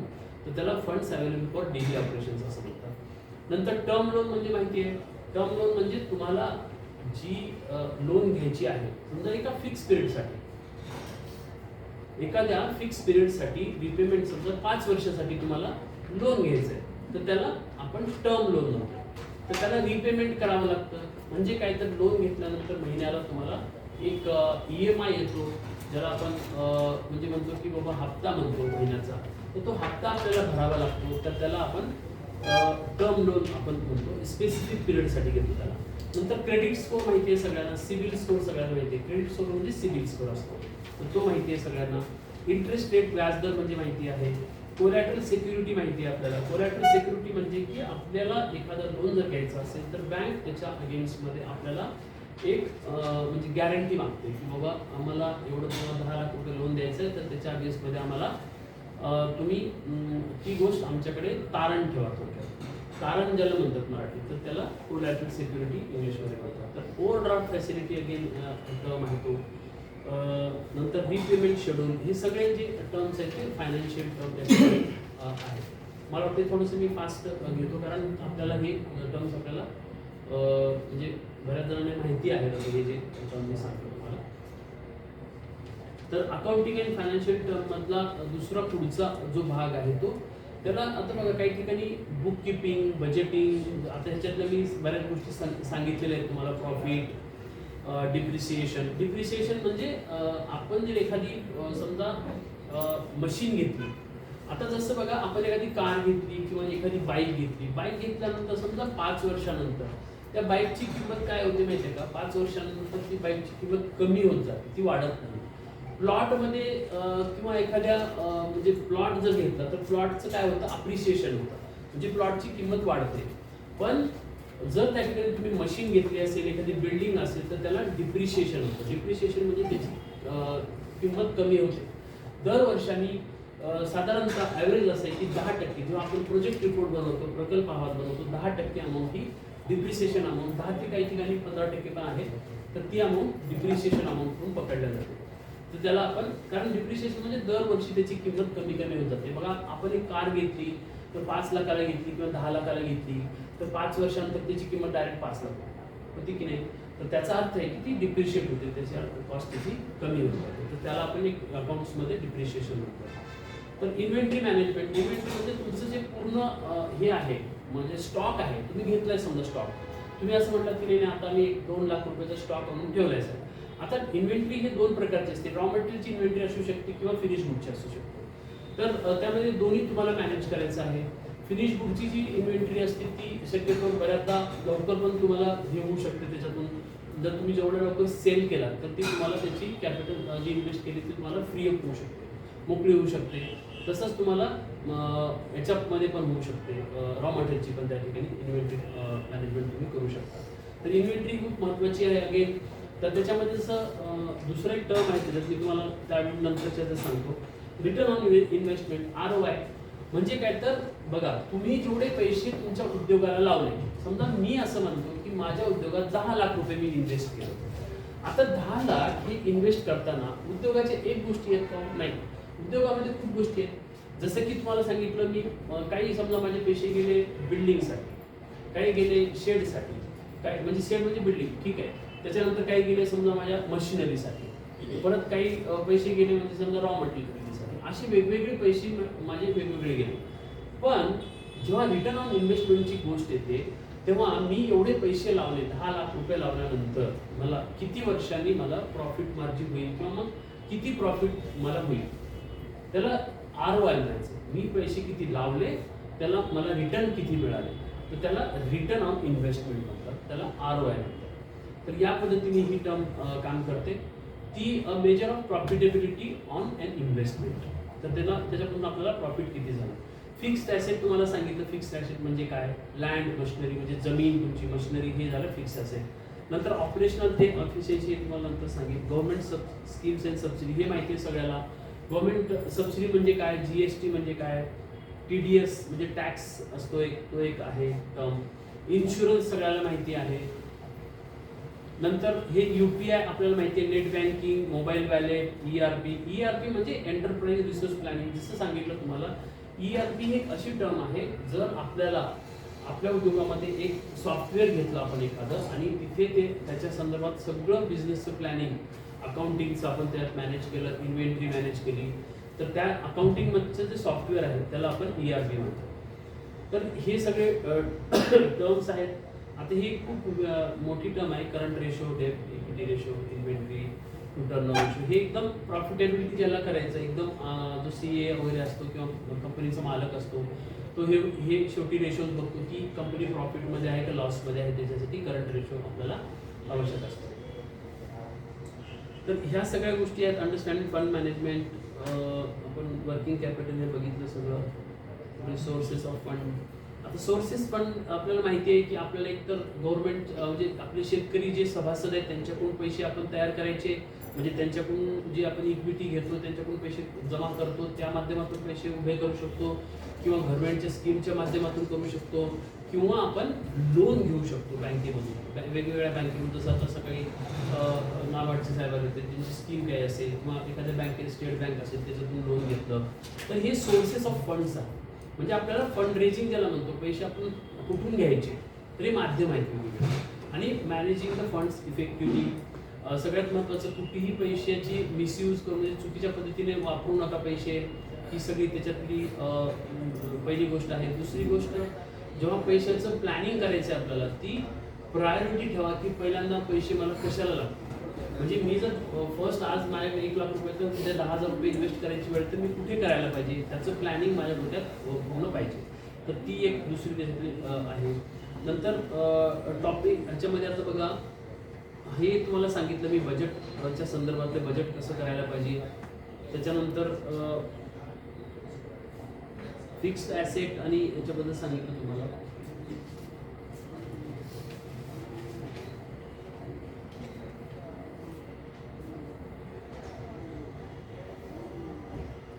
एक महत्त्वाची फक्त टर्म तुम्हाला मला सांगायची या ठिकाणी, मी तुम्हाला सांगतो की एक सगळ्यात महत्त्वाचं या ठिकाणी एक टर्म आहे, त्याला आपण ऑपरेटिंग सायकल म्हणतो. ही टर्म फक्त मी तुम्हाला एकदा सांगतो, ही खूप महत्त्वाची सायकल आहे फायनान्शियल प्लॅनिंग अँड सस्टेनेबिलिटीमध्ये. ऑपरेटिंग सायकल ही सगळे आपले डायरेक्टर जनरल आहे, ती काय अकाउंटिंगच्या लोकांसाठी नाही. ऑपरेटिंग सायकल म्हणजे खूप महत्त्वाची टर्म याच्यासाठी आहे. बघा, उद्योगामध्ये आपल्याला काय करावं लागतं की कुठलाही बिझनेसमन जेव्हा आपण म्हणतो की मारवाडी गुजराती लोक खूप बिझनेसमध्ये हे असतात वगैरे, ते त्याचं कारण त्याच्यामध्ये हे आहे की त्यांना हे समजलेलं आहे बेसिक्स की ऑपरेटिंग सायकल म्हणजे काय, की मी जर समजा माझ्या बिझनेसमध्ये 5 लाख रुपये लावले असतील तर ते 5 लाख रुपयाचं जे रोटेशन ऑफ मनी आहे, तर मी बघा काही उद्योग असे आहेत की काही उद्योग 6-6 महिन्यापर्यंत ते 5 लाख रुपये लावलेले पैसे मला मिळत नाही. काही उद्योग असे की ते 3 महिन्यामध्ये मिळतील. पण अगेन महत्वाचं हे की माझा उद्योग असा पाहिजे की माझे 5 लाख रुपये इन्व्हेस्ट केलेले मी महिनाभरातून 3 वेळा रोटेट करतो का 5 वेळा करतो, त्याच्यावर माझी फायनान्शियल एफिशियन्सी डिपेंड आहे. म्हणजे फायनान्शियल एफिशियन्सी अगेन प्रॉफिटेबिलिटी. मी 5 लाख रुपये लावले आणि मी 3 वेळा रोटेट केले किंवा 5 वेळा रोटेट केले, तर त्याचं रोटेशन ऑफ मनीने प्रत्येक रोटेशनला तुम्हाला काहीतरी फायदा मिळणार आहे. तर त्याला रोटेशन ऑफ सायकल म्हणतात. ती जेवढी फास्ट सायकल तुमच्या बिझनेसमध्ये, काही बिझनेस 6 महिन्यापर्यंत असतील, मोठे प्रोजेक्ट असतात बघा आता, तर प्रोजेक्टमध्ये काय होतं, प्रोजेक्ट बिझनेसेस हे 6-6 महिने पैसे ब्लॉक राहतात. तर आपण नेहमी म्हणतो की नाही अरे सगळा पैसा आला, मी 15 लाख रुपये लावले माझ्या मशीनमध्ये, इकडे तिकडे उद्योगात सगळं लावले, आज काही तर माझ्याकडे बँकेत पैसे नाहीत, आज मला सॅलरी द्यायला पगार द्यायला पैसे नाही, असं काही जण म्हटलेलं तुम्हाला ऐकलं असेल तुम्ही. तर त्याचं रिझन तेच आहे गेन की तुमचा जो मनी आहे, तुमचा जो पैसा आहे, तुम्ही इन्व्हेस्ट केला आहे. कशात इन्व्हेस्ट केला आहे, फिक्स ॲसेटमध्ये केला आहे तुम्ही, मशिनरीमध्ये केला आहे तुम्ही, अजून कुठल्या गोष्टीमध्ये केला आहे, रॉ मटेरियलमध्ये केला आहे, फिनिश गुडमध्ये आहे, तुमचं ऑलरेडी स्टॉक इन प्रोग्रेस आहे, इन्व्हेंटरी आहे, सगळे पैसे त्याच्यात पैसे आहेत, तुमच्या हातात पैसे नाही आहेत, कॅश इन हँड नाही आहे तुमचं, मग काय करणार आहे तुम्ही. Again that matters. तुमची ऑपरेटिंग सायकल जी आहे, डेज ऑफ ऑपरेटिंग सायकल तुमची 15 दिवस असेल, 20 दिवस असेल, again that matters the most. ती जे एफिशियंटली जेवढ्या तुम्ही केलात, जेवढ्या एफिशियंटली तुम्ही पैसे ते रोटेट केलात, म्हणजे काय ऑपरेटिंग सायकल म्हणजे तुम्हाला सांगतो साधं उदाहरण की जर तुम्ही आता ह्या धर्माबादच्या कंपनीनं 3 लाख रुपयेचं समजा काय केलं की मिरच्या घेतल्या, मिरच्या त्यांनी विकत घेतल्या आणि त्यांनी सांगितलं नाही बघा 1 तारीख आज 8 तारीख आहे, तर आज 8 तारखेला आम्ही विकत घेतो तुमच्याकडून, तुम्ही एक काम करा. आता ते म्हणले की नाही आम्हाला कॅशच पैसेच आहे, आम्हाला काही उधारी नको, आम्हाला कॅश द्या. तर तुम्ही काय केलं, 3 लाख रुपयेचं चेक केला तुमच्या नावाने, चेक किंवा कॅश लिहून दिली त्यांना आणि सांगितलं की हे 3 लाख रुपये घ्या तुम्ही, आणि तो माल तुम्ही काय केला 8 तारखेला समजा तुम्ही आणला नाही, तुम्ही सांगितलं की तुम्ही पाठवा माल. मग तो माल समजा 8 तारखेचा काय केला, त्याला त्यांनी भरायला तुम्ही पैसे तर तुमचे गेले, तुम्ही देऊन टाकले ॲडव्हान्स. मग काय तुमचे तर पैसे कधी गेले 8 तारखेला.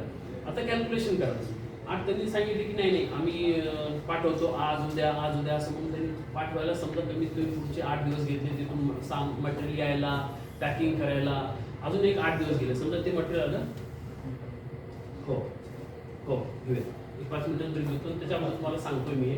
ही खूप महत्त्वाची प्रोसेस आहे. तर तुम्ही काय म्हणलात नाही 8 तारखेसमोर 15 तारीख झाली, आता 15 तारखेला तुमच्याकडे मटेरियल आलं, आता त्याला 8 दिवस ऑलरेडी गेले तुमचे. आता म्हणता अरे आत्ता आलं मटेरियल बाबा काय करावं, नाही मग त्यांनी तुम्ही फोन केला अरे काय एवढं उशीर झाला बाबा, नाही हो साहेब ते असंच होतं तसंच होतं, आमच्याकडं वाळलंच नव्हतं मटेरियल, ओलंच होतं, मग त्याला वाळवलं, काय त्यांच्या भानगडी असतील, नाहीतर एखादा ट्रान्सपोर्टचाच प्रॉब्लेम झाला, काही आपल्याकडं खूप काही कारण असतं. मग त्यांनी सांगितलं 8ची तुम्हाला 15 तारीख आली, आता 15 ऑलरेडी 8 दिवस लेट झाले, पैसे तुमचे गेले, 3 लाख रुपये गेले तुमचे पैसे, लक्षात घ्या तुम्ही. त्याचं व्याज थांबलेलं नाही आहे, त्याचं व्याज तुमच्याकडे ऑलरेडी चालू आहे. व्याज म्हणजे बघा पैसे फुकट नाही आहेत, मी तुम्हाला सांगितलं. जरी माझे पैसे असतील तरी पण फ्री नाही आहे, ते पैशावर व्याज आहे. ते पैसे तुम्ही कुठे इन्व्हेस्ट करता, जे पैसे बँक देते त्याच्यावर व्याज देते, म्हणून ते 3 लाख रुपये तुमच्याकडे गेले. तुम्ही म्हणलात नाही 8 दिवस लागले बाबा, ठीक आहे, मग 8 दिवसामध्ये काय होतं की ते 8 दिवसामध्ये तुम्ही म्हणलात मग तेव्हा घेतलात तुम्ही प्रक्रियाला, म्हणजे आता मशीनमध्ये मग काहीतरी प्रॉब्लेम झाले, समजा तुम्ही मशीन 1-3-4 दिवस प्रॉब्लेम केले, मग त्याच्यात गेले 8 आणि 4 12 दिवस गेले. 12व्या दिवशी तुम्ही घेतलं, मग ते तयार केलं सगळं व्यवस्थित तयार करून पॅकिंग केलं, पॅकिंग करून आता तुम्ही म्हणलात की नाही आता विकायचं. आता तुम्ही मुळात हे आहे की तुमच्याकडे ऑर्डर आहे का, ऑर्डर असेल तर चांगली गोष्ट आहे, जर नसेल तुम्ही म्हणतात नाही साहेब आता आमच्याकडे कुठं ऑर्डर आहे, नाही आफ्टर मार्केटिंगच्या माणसाला मी बाहेर पाठवतो, मग त्याला सांगितलं जा बाबा मार्केटिंगचा ऑर्डर आण, मग काही दिवसांनी मग ते मटेरियल काय होईल, काही दिवसांना तुम्ही घेतलेले एकदा 3 लाख रुपयाचं मटेरियल, आता ते एकदम जाईल का, ते नाही. मग ते काही जणांनी 100 पॅकेट घेतले मिरचीच्या म्हणजे पॅकेट, काही जणांनी 200 घेतले, काही जणांनी 50 घेतले, असे मिळून ते विकायला समजा साधारणतः अजून 15 दिवस गेले, म्हणजे साधारणतः तुमचा 1 महिना गेला ह्या सगळ्या ह्याच्यामध्ये. तर काय झालं, तुमची ते 3 लाख रुपयाची जी सायकल आहे ती एकच सायकल आहे, म्हणजे 1 लाख तुम्ही 3 लाख 1 महिन्यात एकदाच फिरवले. म्हणजे काय होतं. आणि दुसरी गोष्ट, तीच सायकल तुमची समजा तुम्ही 8 दिवसात केली असती तर कमीत कमी त्या 8 दिवसाला जेवढं तुमचं प्रॉफिट झालं असतं ती 8 दिवसाला सुद्धा तुम्ही करू शकता, कारण तेवढी एफिशियन्सी तुमच्याकडे पाहिजे. बिझनेस हा त्याच्यावरती डिपेंड आहे. मोठे मोठे उद्योग बंद सुद्धा पडतात. मोठ्या कंपन्या असं म्हणतो की खूप मोठी प्रॉफिटेबल कंपनी नसतं, प्रॉफिट बऱ्याचदा नसतो त्यांना, प्रॉफिटेबल हेल्दी कंपन्या नसतात, खूप मोठे पैसे म्हणून प्रॉफिटेबल आहेत, नाही, चुकीचं आहे, अगदी चुकीची गोष्ट आहे. 100 कोटीचे पैसे आहेत आणि साहेब प्रॉफिटेबल असतं, नाही, तसं काही नाही आहे. 100 कोटी रुपयाचं त्याला तो व्याज भरण्यात परेशान असेल, काही माहीत नाही आपल्याला, मी खरं सांगतो तुम्हाला. म्हणून मी नेहमी एक गोष्ट म्हणतो की प्रॉफिटेबिलिटीसाठी काम करा, प्रॉफिटेबल राहिलं पाहिजे. स्टार्टअप एवढे मोठमोठ्या हे करतात, लोक फंड रेजिंग करतात, पैसे देतात आणि पैसा जाऊन म्हणजे पैसा कुठेही खर्च करतात लोक. त्यापेक्षा तुम्ही प्रॉफिटेबल कसं राहील त्याच्यासाठी ही आपल्यासाठी स्पेशली FPO साठी ही जी सायकल आहे ती महत्त्वाची आहे. जर 5 लाख रुपये इन्व्हेस्ट केले मी तर 5 लाख रुपये माझे विदिन 1 मंथ, विदिन 15 दिवस, विदिन 8 दिवसात माझे मोकळे झाले पाहिजे. तेवढ्या त्या 3 लाखाच्या 4 सायकल करता येतील का बघा. 8-8 दिवसाला 1 सायकल तुमची कंप्लीट झाली पाहिजे. तर काय होईल, त्याच्यातून मिळणारा प्रॉफिट तुम्हाला 4 पट होईल. एका सायकलमधून तुम्हाला किती झालं, एका सायकलमधून तुम्हाला 10,000 मिळाले असतील, समजा 3 लाखामधून 10 उदाहरणार्थ किंवा 30,000 मिळाले असतील, तर तुम्ही महिनाभर लागलात म्हणून 30,000 रुपये मिळाले. तर तुम्ही 4 वेळा केला असतात तर किती झाले असते, 1,20,000 मिळाले असते. अगदी सिंपल आहे. ही ज्याला बेसिक समजली ना, आणि ही एफिशियन्सीच महत्वाची आहे. कोण CEO साहेब तुम्ही जे आहेत तुम्ही तुमच्यासाठी महत्वाची, म्हणजे जे की पर्सन आहात किंवा डायरेक्टर आहात तुम्ही सगळे, डायरेक्टरसाठी पण ही महत्वाची गोष्ट आहे की बाबा ही गोष्ट बघा तुम्ही, कारण लोकांना हे कळत नाही. मग त्या खालच्या माणसाला माहीत नसतं ते, तो काय म्हणतो नाही मालकाने मागवलाय माल, तो फॅक्टरीचा हा करतोय, तो आपलं मशीनवर काम करतो ना सर, मग माझी सुट्टी गेली, 2 दिवस गायब, तो मशीन थांबले. 2 दिवसाची काय पैशाचं महत्व हे मला माहिती आहे बाबा डायरेक्टर म्हणून, तुला काय पडले त्याचं, ही परिस्थिती होते. त्याला काही पडलेलं नाही तर म्हणतो नाही साहेब मी सुट्टीवर जातो ना, मला माझ्या काहीतरी घरी लग्न आहे, तू गेला, तू माझ्या मारायला, तू गेला घरी बाबा, तू पण माझं प्रॉब्लेम इथं होतं ना. म्हणून ही लोक महत्वाचे की ही जी सायकल तुम्हाला समजते ना, म्हणून ती म्हणजे मारवाडी आणि ही लोक आहेत ना, ही बिलकुल असे होऊ देत नाही. ते पैसे कधी स्टकअप होऊ देत नाही, थांबू देत नाही, ते पैशाचं रोटेशन करतात continue. That is called operating cycle. याच्यावरतीच मोठे उद्योग उभे राहतात. मोठे उद्योगाचं मालक लोक जेव्हा विचार करतात तेव्हा जो माणूस CEO त्याला अपॉइंटमेंट सुद्धा त्याच्यावर देतात. म्हणजे एखाद्या मोठ्या कंपनीत तुम्हाला जर मोठा अपॉइंटमेंट CEO किंवा MD म्हणून पाहिजे असेल तर ती लोक हे बघतात की याला ही गोष्ट समजते का, ऑपरेटिंग सायकल काय भानगड आहे. तर ही खूप कमी लोकांना गोष्ट समजते, खूप कमी लोकांना. ही खूप अत्यंत मोठ्या ज्या कॉन्फरन्सच्या गोष्टी आहेत त्याच्यासाठी ज्या गोष्टी सांगतो तुम्हाला, तर त्याच्यामुळे ही गोष्ट खूप महत्त्वाची आहे. आपण सगळे डायरेक्टर वगैरे त्याच्यामुळे मला वाटतं महत्त्वाचं वाटलं. तर धन्यवाद. आपण ब्रेक घेऊया, त्याच्यानंतर पुढच्या सेशनला चालू करूया.